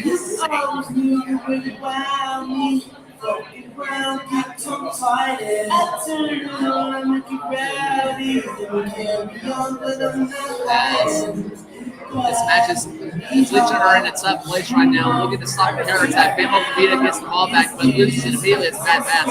As the ball is still atop, Mamo Kavita, loses Mensa, excuse me, looking to win the ball back, but slows up the counterattack. And that ball is going to be one that easily goes out for a goal kick for the Three Sparks. And what time we're having right now, we're still kind of waiting for Tyler Basher to be on. I think if Legion get the equalizer, I don't think he'll come on. I think if Legion get the equalizer without him, I think he stays off. But maybe I'm wrong here. Oh yeah, I'm wrong. I don't think I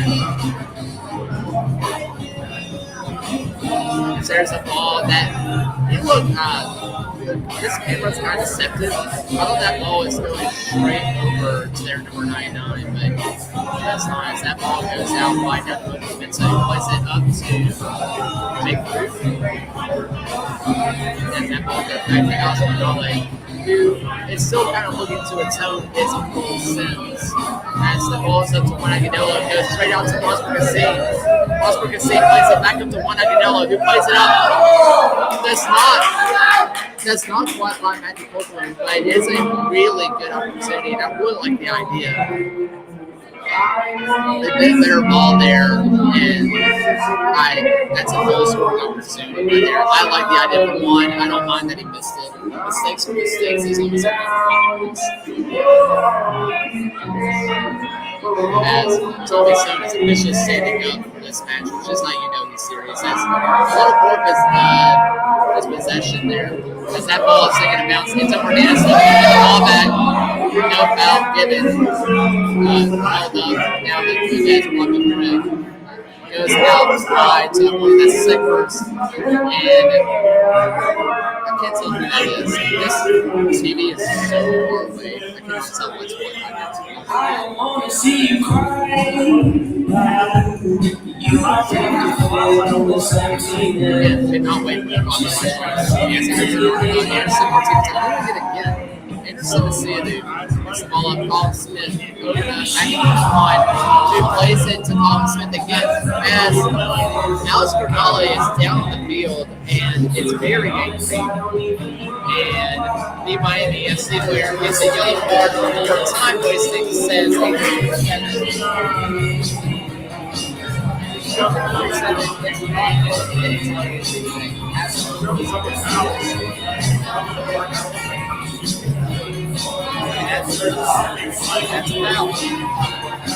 That's a foul.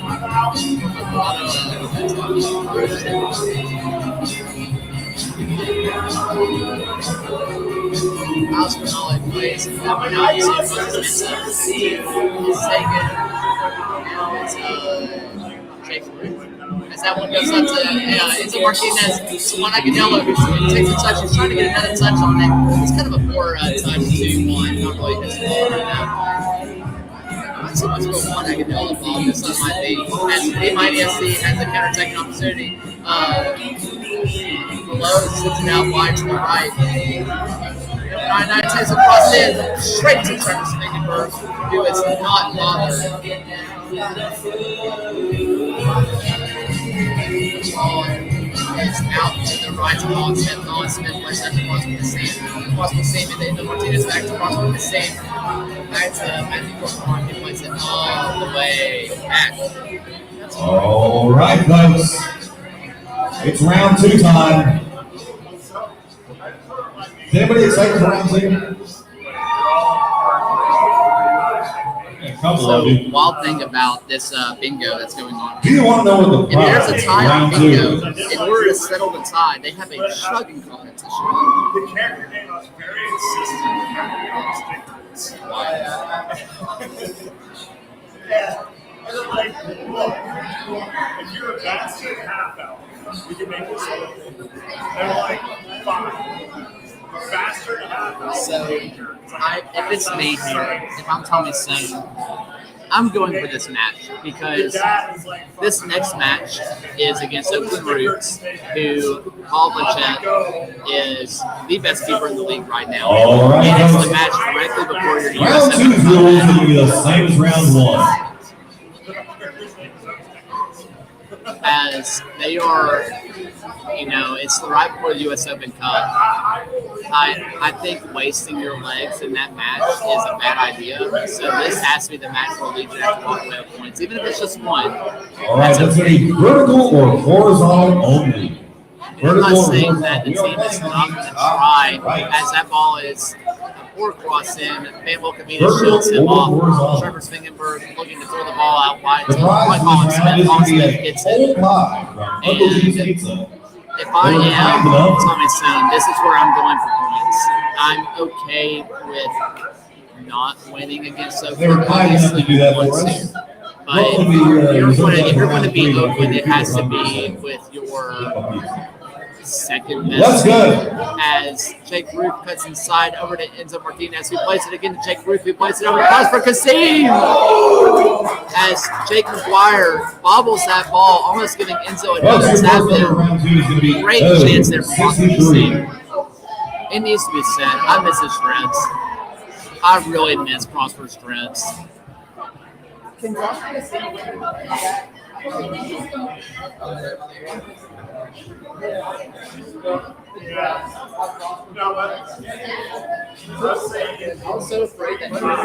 All right, after that we go to B2.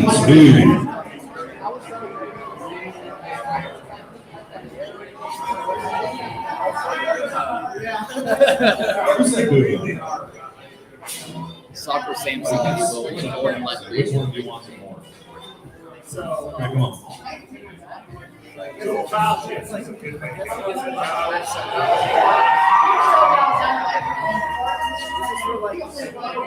I guess he could smooth drink. All right, folks, then we've got an N35.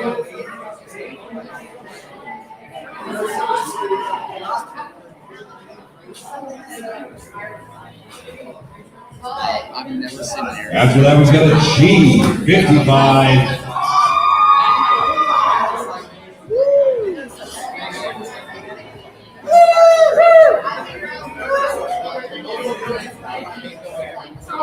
Folks, we've got a G59. As this ball is cleared through, one could not quite get on the end of that win. Manuel Kavita looks to win it, passes it straight over Moses Mensah, who once again heads it, but that is won cleanly by BYNC, but Moses Mensah gets a touch on it, takes it outside, kind of slows down the danger that's coming back over Vito. This match is heavily favoring Legion right now, as Trevor Singapore puts a good ball out, as Rosberg definitely handballs that, and it is called. To me, I think that this match is swinging in Legions' favor. 44.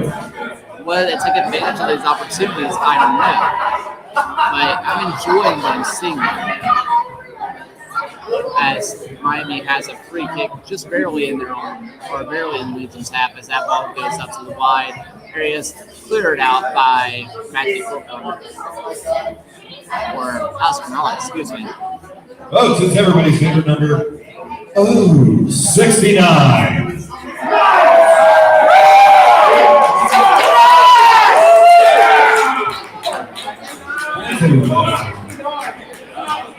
All right, then we've got an I-30. That's a really good touch by Moses Mensah. How about an O-62? Back over to Anderson Seder because then it's Colin Smith. Colin Smith, who's still playing a lot deeper. Like it has a driven ball on himself. His foul and is called for an immediate yellow. Emphatically says Agent 47. How about an O-64? As I'm sitting down for a moment.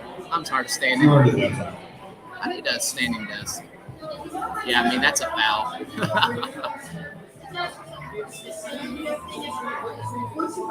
Christian Sordo gets the yellow card after scoring a big free kick. As that ball goes in, straight to Jake McGuire. I really don't know what happened. What just happened? It took like it looked like it took like 5 deflections. I don't really understand. G49. As that ball is floated out wide, Colin Smith kind of in no man's land. Alex Rinaldi gets a touch. All right, we've got Plays the ball up through. Decent through ball straight to Jake McGuire as he plays it quick and takes advantage of the space left by Jake Ruth. Anderson Sudu looking to pick up that space, counterattack opportunity happening, but playing it all the way back and not quite taking advantage of it fast enough. And that's kind of the danger you take with a lot of those home run balls, that you can catch yourself out, as Enzo Martinez looking to put up a lot of pressure. And goes out 42. Young Matthew Corcoran looking to take on the number 99, and it goes That was out an N42. Miami SC throw it.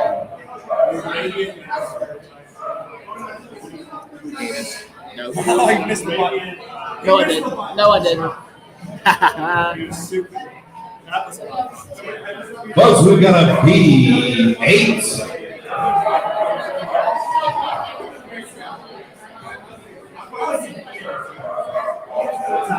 I cannot get over how bald that man is. He is so bald. All right, then we've got G50. That's a 5-0, folks.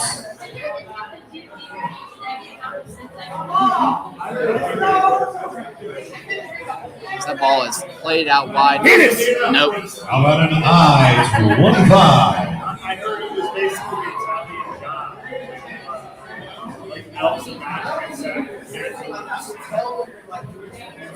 How many people are one away?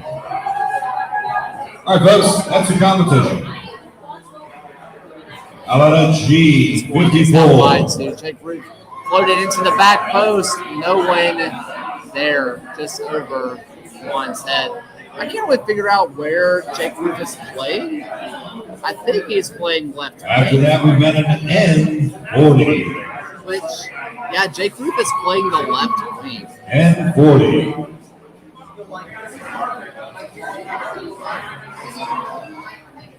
G48. As that ball is one played over to the inside cross for Kassim.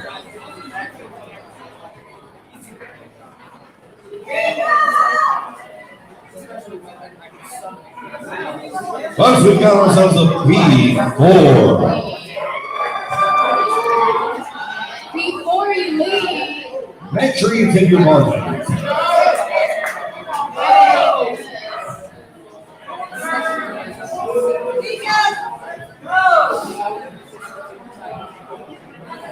Remember, you've got to yell bingo. I didn't hear that one at all.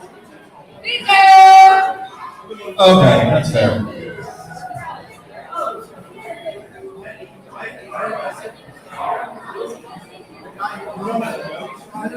Man, right now, Matthew All right, folks. looking to take That one went pretty this. quick. How many people are two away? Looking to take this corner. Another Chick-fil-A corner kick. Please sponsor me. How many are one away at this point? I'm just going to keep saying that at this point. As we're Okay. reaching the 60th We will minute. continue this only if y'all are loud enough. I'm giving you one chance. If you want to continue.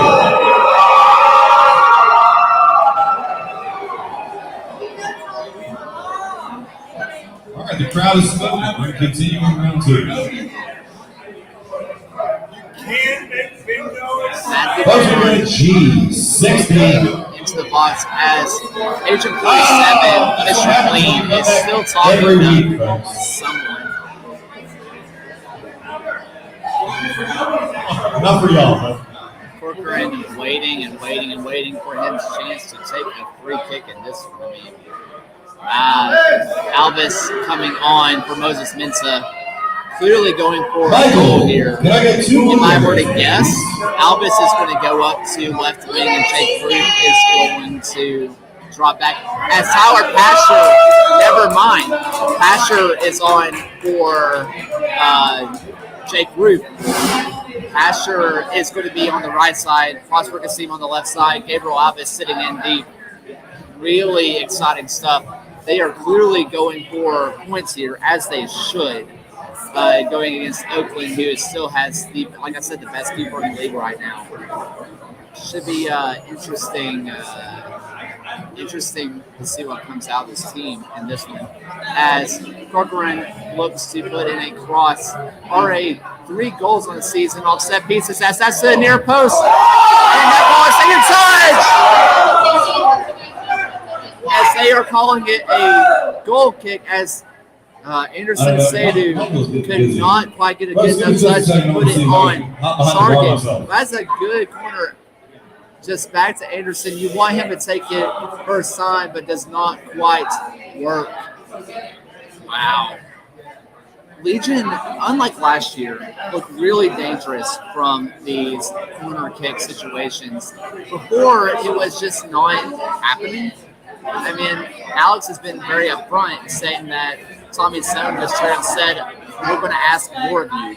We want you to score goals from corners. You are, like 6'5" or 6'6". You're going to get these chances.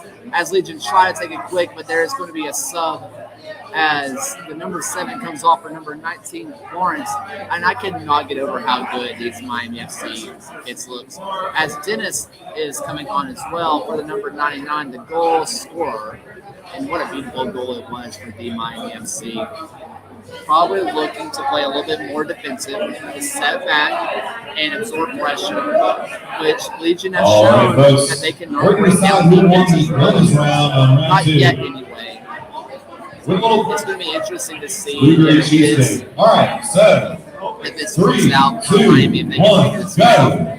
As Enzo Martinez puts a cross in, and just a hair too long for Juan Agudelo. But that wasn't Enzo. Who was that? Who took that? Oh, Tyler Passion. This screen is so ridiculous. Thank you for participating.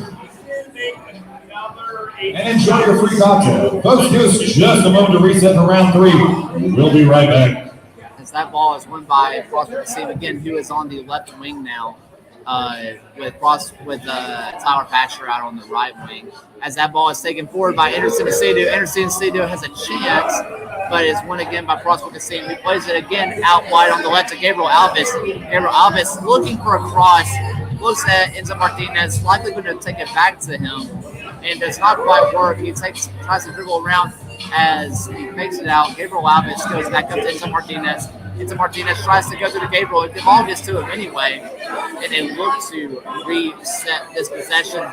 Falls up again, goes through to Enzo Martinez, who looks to take a turn, doesn't quite work out, gets dispossessed as the Miami FC stops that counter-attacking opportunity. But Matthew Corcoran wins the ball back to get another chance.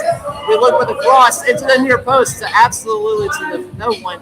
as there's a touch out to Anderson Asadu. Anderson Asadu takes the ball out. Colin Smith could not quite get past the first man, but Miami FC is stuck in their own half, and Gabriel just misreads that as that scoring opportunity is done. But if this is the kind of pressure that Miami is going to have to withstand for the next 30 minutes, it's going to be hard to see them hold up to it, frankly. But they do have the kind of defense to do it. So, let's see. This ball is won by Legion, but Below gets on the end of it. Looks for a through ball. Samuel Kavita gets on the end of it. Looks like he was fouled, but no call was called. And it was called as a foul.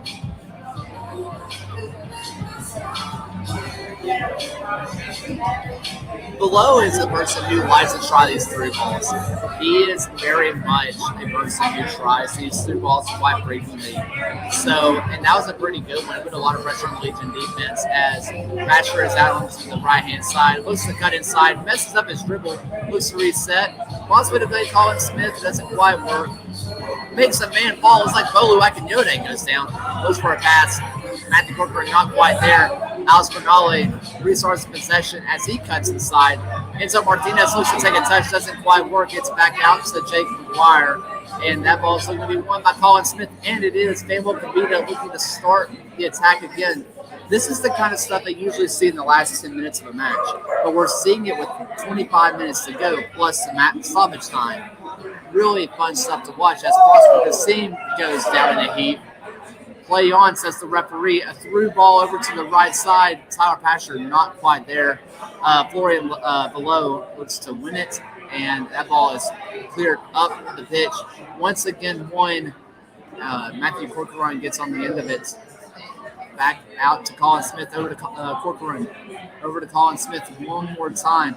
As that ball, that was not Colin Smith. That was Juan Agudelo. Colin Smith now has the ball over on the right side. Back to Juan Agudelo, who looks to take a touch, passes it back to Colin Smith, who gets it down to Matthew Corcoran, who looks to cross into the middle of the field, and he does.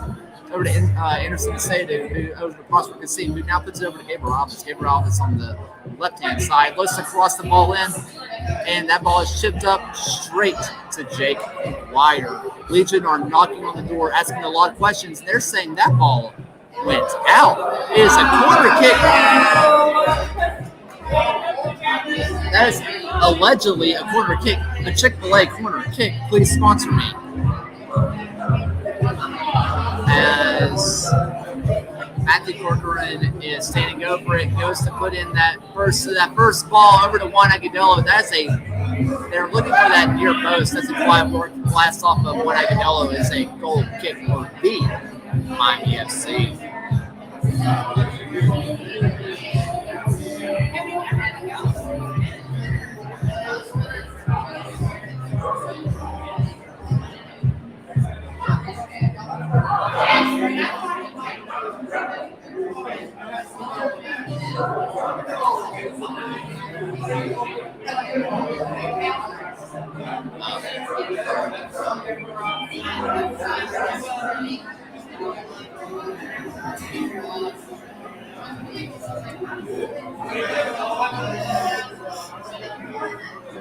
The Miami looking to try to waste a little bit of time, hold on to their lead while they can. Still only the 2 results at home for them. Just not a very good team at home. Looking to get all 3 points for just the second time this season. As that ball is won by Colin Smith, Enzo Martinez tries to take a touch around, but just a little too heavy, and he goes straight to a Miami player. This is the Miami FC team, and I said in my pre-match preview that they are a good squad, and they have the talent to win it. As that ball is won again, over to Tyler Pasher, up to Enzo Martinez, who cannot beat Jake McGuire once again, who was not offside. That was just good positioning by McGuire. McGuire having a pretty solid game so far, and they're calling that a foul on Colin Smith. McGuire's playing really well in this match. The former North Carolina FC player makes the move up to be the GK2 for the Miami FC. And he's shown glimpses of being a GK1. His last match that he played was the last one that they just played. And he did well against Oakland Roots, holding the Roots obviously scoreless. And he played really well in the meantime as Miami looks to work the wings once again. This ball is just met with a lot of pressure. Enzo Martinez really putting on the pressure against the Miami FC. Tyler Basher is sitting a little bit deeper than I would expect as that ball is played through Aspinall and reads it well, plays it up to Colin Smith. Colin Smith tries to keep the ball, but it's still in a dangerous area as the Miami FC has a really dangerous chance. Colin Smith stands up the Miami player as Below looks in to put across as that one is going to the near post. Doesn't quite go out. Gabriel Alves tries to win it, doesn't quite work as his ball is probably going to be going in for a cross, but played through up top.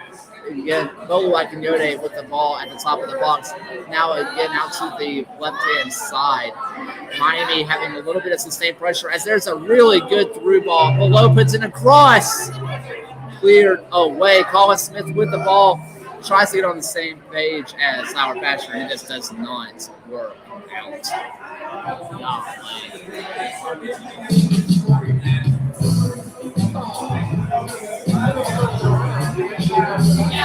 Miami with a little bit of sustained pressure, and a lot of times when you're the one pressing the ball, you actually have more of a chance to rest up. You're more likely to get your legs underneath you. You have a little bit more time to rest. You kind of understand what's happening. You're not reacting. The mental and physical fatigue of having to react as that ball is up top, as there's a clear lane for a shot, and it is in for the Miami FC. It is a 3-1 lead. Dennis takes a shot far outside the box as Benefeinu scores on the bench. It is a 3-1 lead.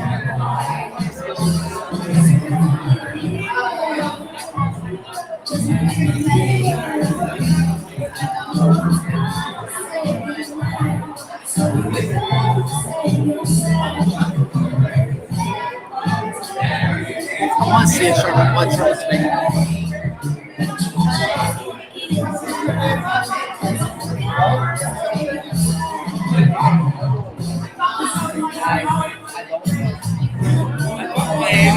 Good. They're not good at home. Okay, but they're playing. They're good today. Good today.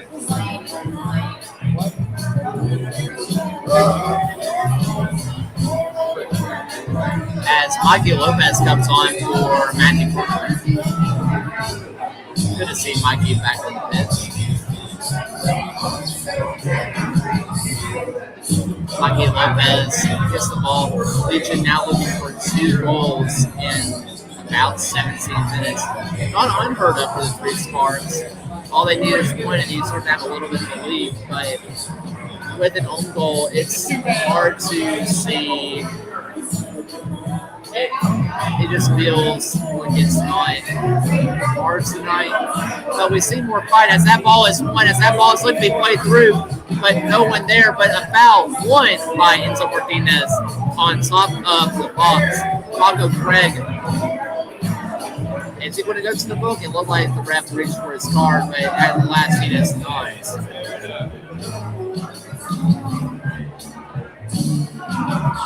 Yeah, it's time to get Nico off the bench, huh? I don't think it's time. He's on the bench. As Tyler Pasher and Prosper Casimbo saying over this, normally Tyler Pasher is the guy who takes the free kicks in training. It's another set piece where we're not going to score a goal, huh? We've actually done better this year than in years past. Okay, well, we've had 3 this game. We scored nothing off of them. That's pretty good. Yeah. And I say set pieces, I just mean kicks like this out of the Tyler box. Pasher takes I'm that not one, but it talking falls about down to Prosper. I don't hate it. As Jake McGuire is looking to slow down some time. This really sucks for Trevor Spangenberg, who's going to look on paper like he's having a bad game, but I mean, he gets beat by an own goal, an absolute beauty of a free kick. I mean, what are you supposed to do? He really only gets beat by one goal. And I'm going to see if V Miami has this one uploaded.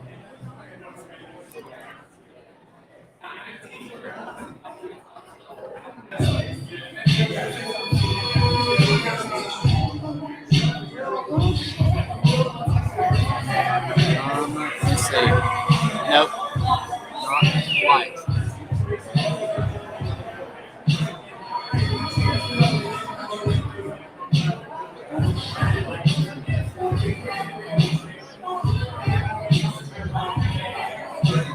Legion looking to get 2 goals in the last 15 plus stoppage time minutes.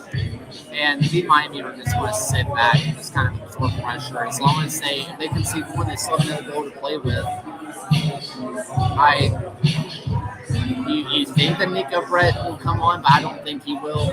As that ball goes out wide to Juan Agudelo, who plays out the cross for Kassim, who looks into putting it across off the bar. That was a beautiful shot that goes off the bar, nearly beats McGuire at the near post as Manuel Capito looks to start this attack once again. Legion really putting on the pressure, but this makes me worried because if they drop points here, even if they just drop, if they don't even get a point, I'm really worried that they're going to try to go for it in the league against Oakland, which makes me worry about the USF Cup game. And this is where I have to remind you, if Legion wins their USF Cup game, they are the last remaining USL Championship team as this ball is in the box. Looking to be crossed in. Down to Gabriel Lopez, who looks up top to Enzo, has a fine workout down to Michael Lopez, back up to Enzo Martinez. And Enzo takes a touch up. One on the same page as Tyler Pasher. Cleared away as far as Mikey Lopez. Another cross looking to come in. And there he goes, but it's out for a corner kick. Legion are the last championship team remaining in the U.S. Open Cup. They are going to receive $25,000. That's a lot of money. That's $10,000 more than they received for Bobo Akinyode when they sold him to the Miami FC. As that corner is put in, but we don't ever see it because Tyler Pasher with the ball now up to Juan Agudelo, who holds it up, looks for somebody, bodies the defender off of him, crosses the ball over to Prosper Kassim, who looks to settle the ball, plays it through to Gabriel Alves, who crosses the ball up to Enzo Martinez, can't pull the trigger. He doesn't pull the trigger and just goes down. Nothing to do. The Miami FC gets the ball, but it is quickly won again by Legion, but it is put out for a throw and for the Miami FC. A huge missed opportunity for Legion as Enzo Martinez could not quite pull the trigger. Okay, calm down. Everybody's going to get one.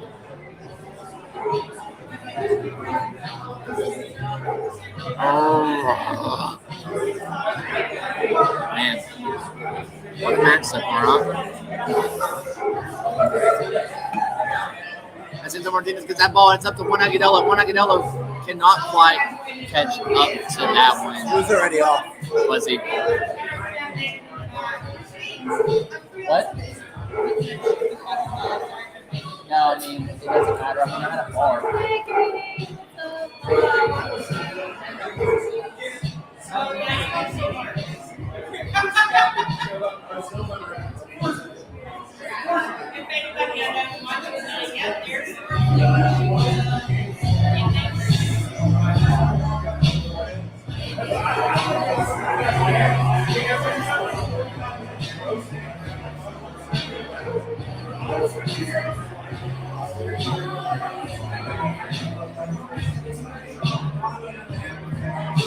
Manuel Capito now with the ball, and Legion are just looking for anything.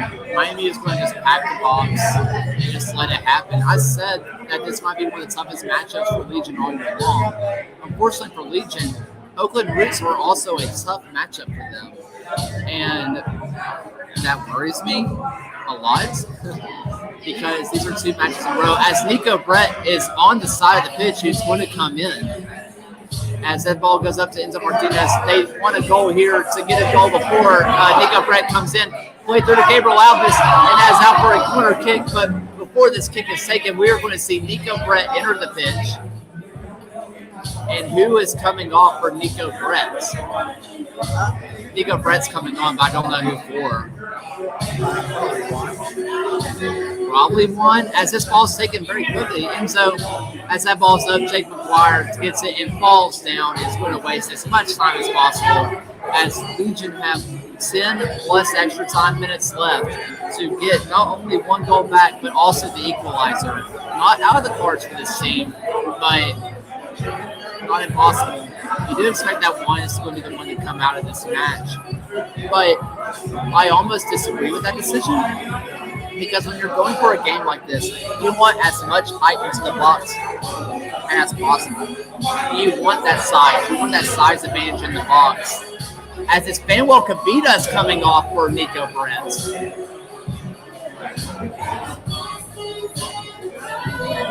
Wow. Tommy Stone going for the win in Miami. I love it. He's looking great. I'm okay with it. Wow. I've never seen Fanwell ever come off.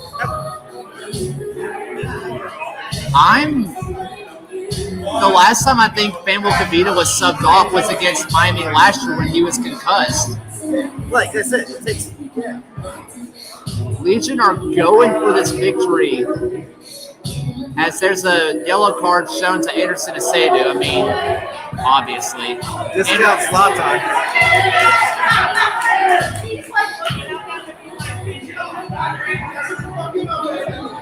Anderson Asedu does not care about Florian below. There's just a second. This bargain is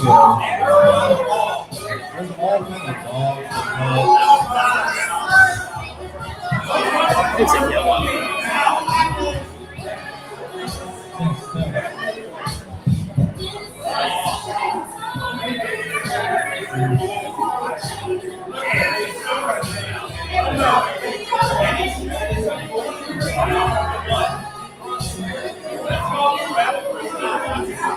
The Miami wasting a lot of time here. Anderson Asedu is still chatting with somebody.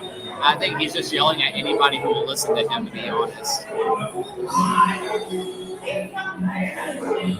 As Stanley and I can't tell who else is over this ball. Likely looking for, I'm going to guess, the swing to the far post, out swing to the no-no. Which is what I know. As Trevor Swingenberg quickly gets the ball, looking to go.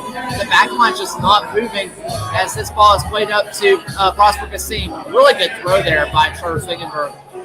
As that ball is over to Prosper Kassim, up to Anderson Asedu. Anderson Asedu takes the ball back. Looking for Colin Smith, but goes to Enzo, but back to Colin Smith anyway. Colin Smith over to Enzo. It's loud. Enzo Martinez carries the ball up the pitch, looking for somebody dispossessed, foul given, but below does something weird. As there's a through ball. All right, hold on. I think we can do a little better than that. Who's running around 3 bingo? Prosper Kassim puts into cross into the back corner, but no one is quite there as that ball is going to go out for a Miami throw. Diagonal only, folks. Diagonal only. Diagonal only, obviously. All right, guys. Let's go.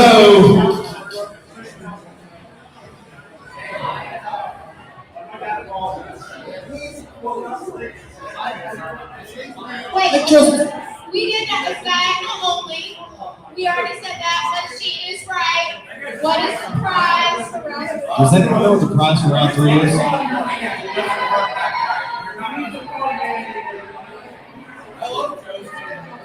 Oh, it's a case of beer. Some of these people were listening.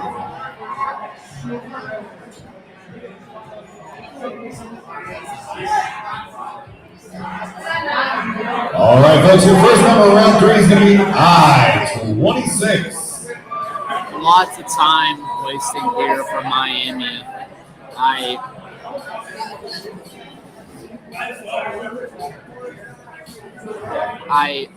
Here's what I worry about. If Legion cannot somehow pull off a miracle and get a draw here, they're going to have to go for it against Oakland. And Oakland's just really good this year. Folks, at the moment, we've got an I-27.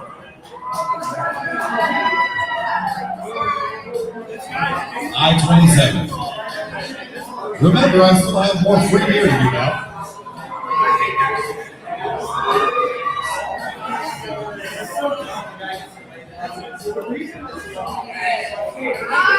Oh, 62. As that ball is won by Mikey Lopez and is put promptly out for a throw-in. See ya. All right, folks, so we've got a B10. Ball thrown in by Colin Smith. Cleveland's still looking for a goal. It's not saying that's impossible at this point, but it's just hard to see, especially with that much they're compacting the box. And even with that up top as well, with the compacting the box, you're seeing an intense press out of their forwards, which means no one's really safe and has time as that ball is won by the Miami FC. Not a whole lot of Miami players there ready to start the counterattack, but below is there anyway. Looking to put the ball through as that ball is put out for a corner kick by Oscar Nale, as we're going to see at least 30 seconds taken off of this clock before Folks, we've got a G60. Not a bad throw there by Oscar Nale.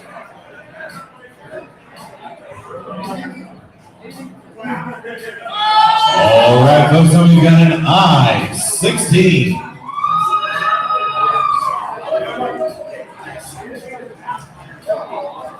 How about a G55? Corner kick for the Miami FC. As that ball is put into the back post. Header one at the back, but is out for a Legion goal. Mascot's given quickly to Trevor Spangenberg, who does not quite G48. control it well. Trevor Spangenberg with the ball again, looking to play the ball up long, just trying to start any kind of counterattack. Juan Agudelo wins it, sort of, as that ball is settled down over to Gabriel Alves.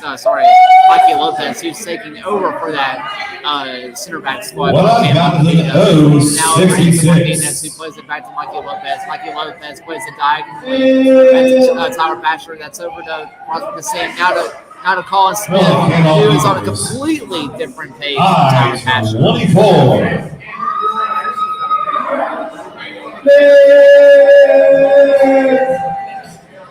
These guys,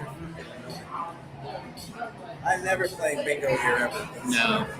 Folks, we've got ourselves an I-18. You know, this is just kind of one of those matches for Legion.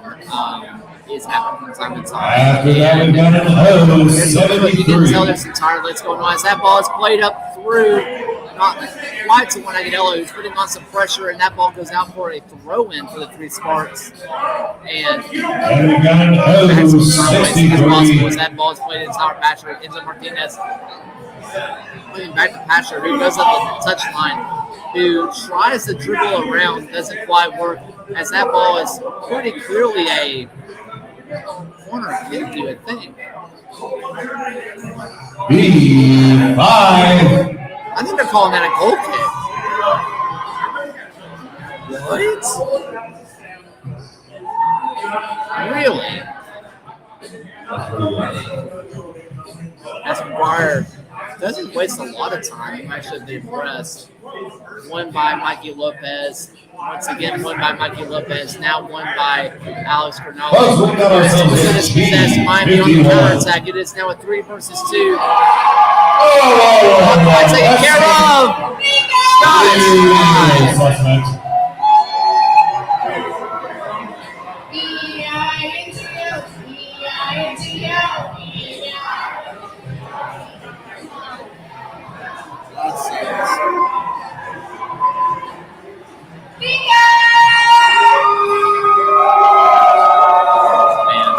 as this ball is going over quick, over to Nico Brett, who cannot quite get Make sure there. you walk away with 90 pride.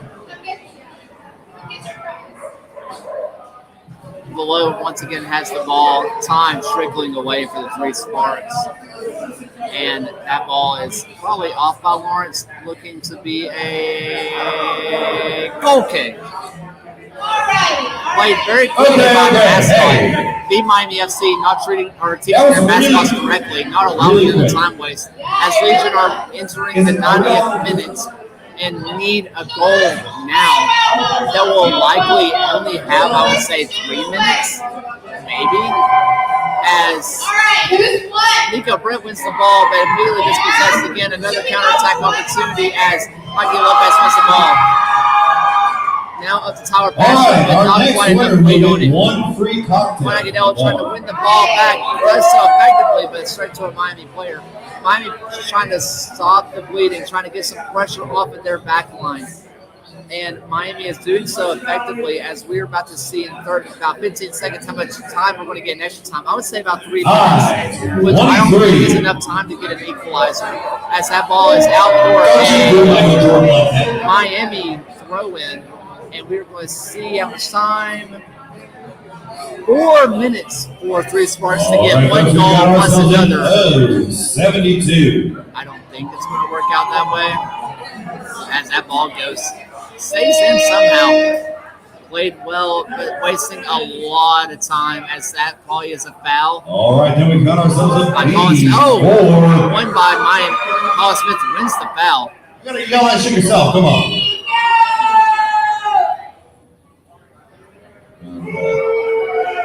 Don't boo the contestants. Calm your tits. Ball won by one. You can boo me all you want. Don't boo the winners.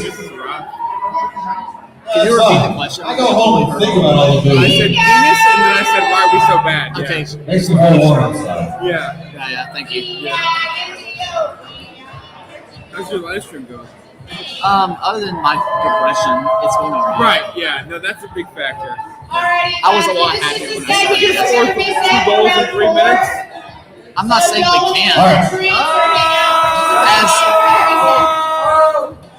Now's the time. Use the restroom. Get it. No, we can't. Yeah, after Call that, your I'm brother-in-law. the same note. Pretty good. Yeah, pretty good note. Thanks for the commentary. Yeah, man. Reach out to As your therapist. Miami has another counterattacking opportunity. The Miami has the perfect system to beat Legion, though. They compact the box so much. We can't beat them, man. We never can. They play a three at the back, and they compact their back line so much, and Legion just can't beat someone who does that. They have to try to create chances from wide areas and move it to the middle. They just can't do it. I already got him twice here.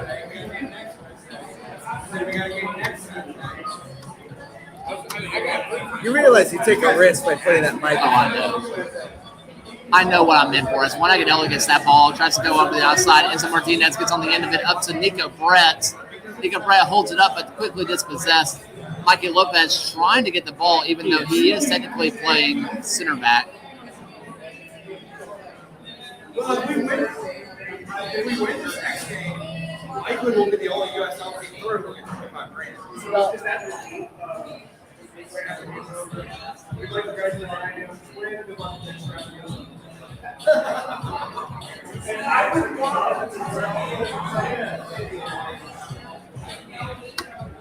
Oh, man. Well, look. Notre night. It is what it is. As Miami has another counter opportunity. Goes down. Free kick just outside the box. You got lucky there. I think that was in the box, personally. Gabriel Alves given a yellow card for his troubles. I'm surprised that was not a penalty. Yep, good call. Good call. Contact was outside. And that's why they're repping the game and I'm sitting at home, well, at a bar.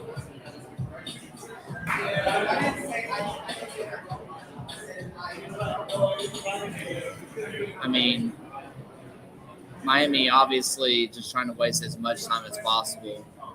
If I had to guess, as soon as this penalty is taken and touched by really any player, it's going to be blown for full time. Maybe a couple seconds added on for injury, but I doubt it. As we're looking ahead to this next match, I said it, this is the match that Legion need to get. As Ben Afamu, the former Legion player coming in. There's your answer. I love that guy.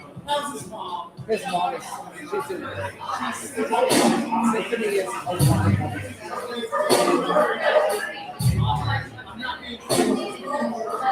Tiffany is a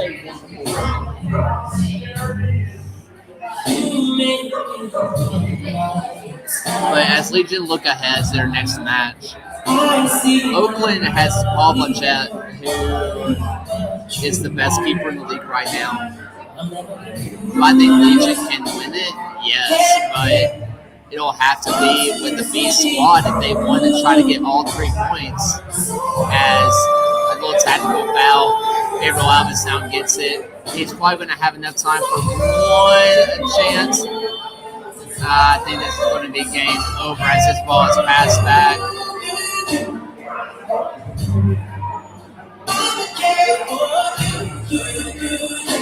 You know, obviously this match feels a lot different if there was no Aspinall phone goal, but as said, Tower Patcher has the ball.